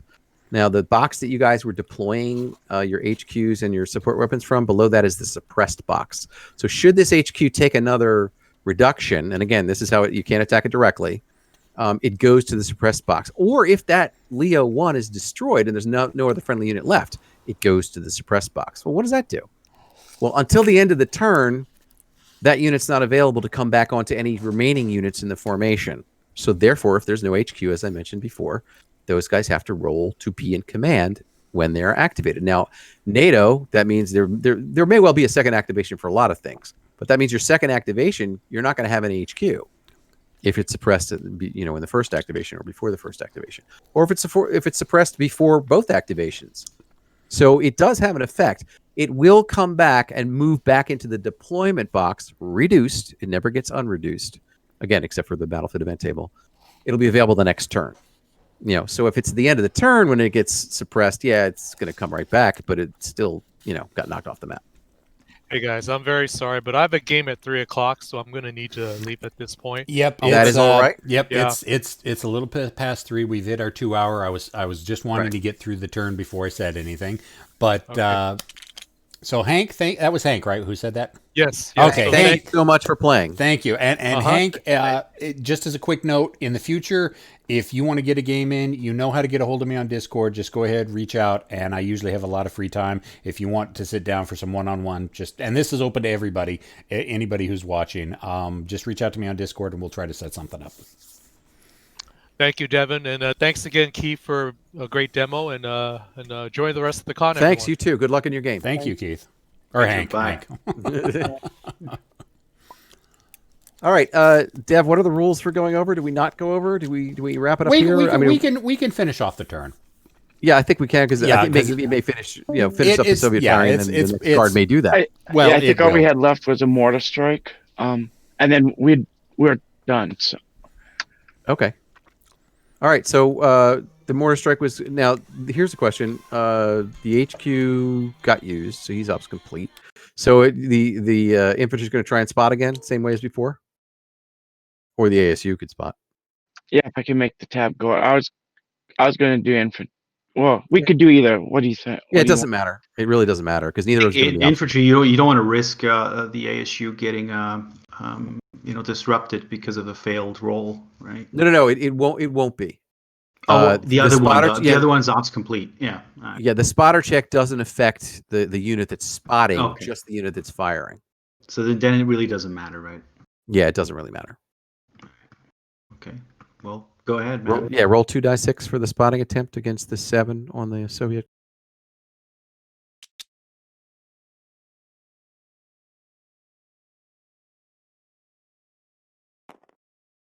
He makes it. Nice. Snake Eyes with authority. All right, take the fire for effect marker here.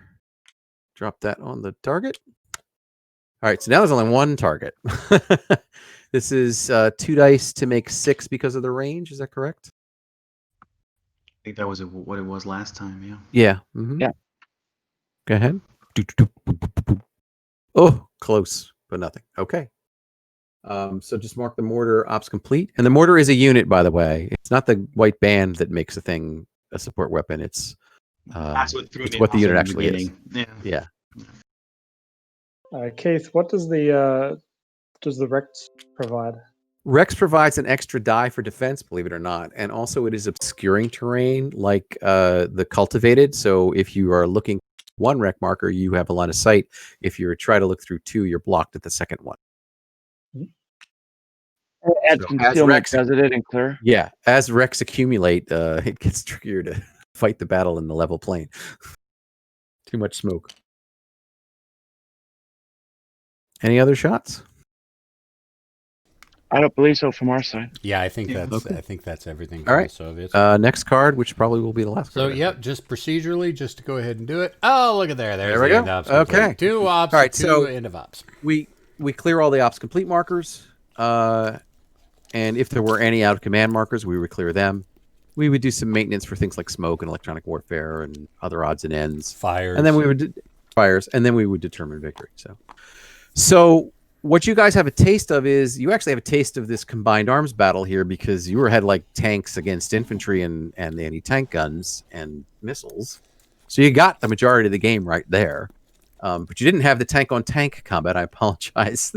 That is promised 2 turns down the road. But we had a lot of teaching going on and everything. But obviously, you see how fast it will run as you go. That's why I think we've gotten a lot of positive feedback about the speed with which the game plays. But there's still a lot of tactical options to consider, I think. So, what'd you guys think? Oh, there's a lot there. There's a lot. Yeah, I enjoyed it quite a bit. Oh, good. I good. just have to wait for the new Kickstarter. Been checking every day.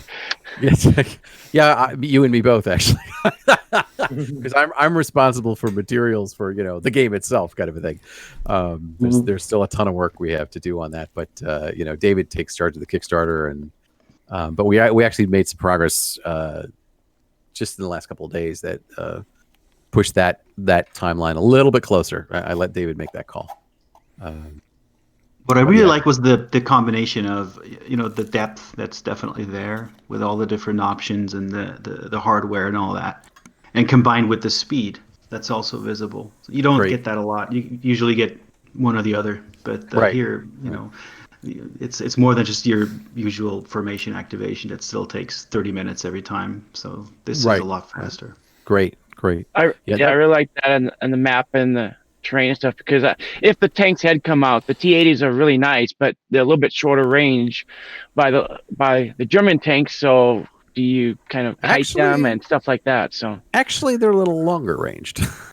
I thought the Germans had 1 hex on the T-80s. I'm sorry. The Leo 2s do. Yes, you're right. The Leo 2s are kings of the battlefield in that respect. But next comes the T-80s, and then come the Leo 1s. Because Leo 1s have a 105. The Soviets have a 125 smoothbore, which has like an auto load, which slows the rate of fire, which is why they have 1 less dice than most NATO tanks. But then the Leo 2s have the maximum combination of 120 and decent loading time. Yeah, I've been meaning to play it quite a bit. Just everything seems to be popping up beforehand the last couple months after I bought it all. So I'm glad to finally get through a whole turn. So, Gentlemen, Great. I will mention that tomorrow's game that starts at 2 p.m. PST, we still have tickets available. I know that the scenario is listed as experienced. It really should be more listed as intermediary. There's not much more in the scenario tomorrow than what you've already learned today. If you have the time and you would like to play this again, we do have tickets available for tomorrow's game as well. Yeah, and I can tell you between now and then, the only additional thing is helicopters. Helicopters, yeah, that's about really the only new rule that's getting added in. Right, and they are fast. So, Reto, I'm glad you could join us from so far away. Absolutely. It's late here, but it's Friday, so who cares? Yeah, Exactly. Right. But no, we're thrilled that all of you could join us, really.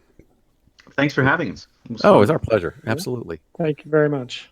Sure thing. All right, gentlemen, thank you all. I'm going to go ahead and shut the stream down now.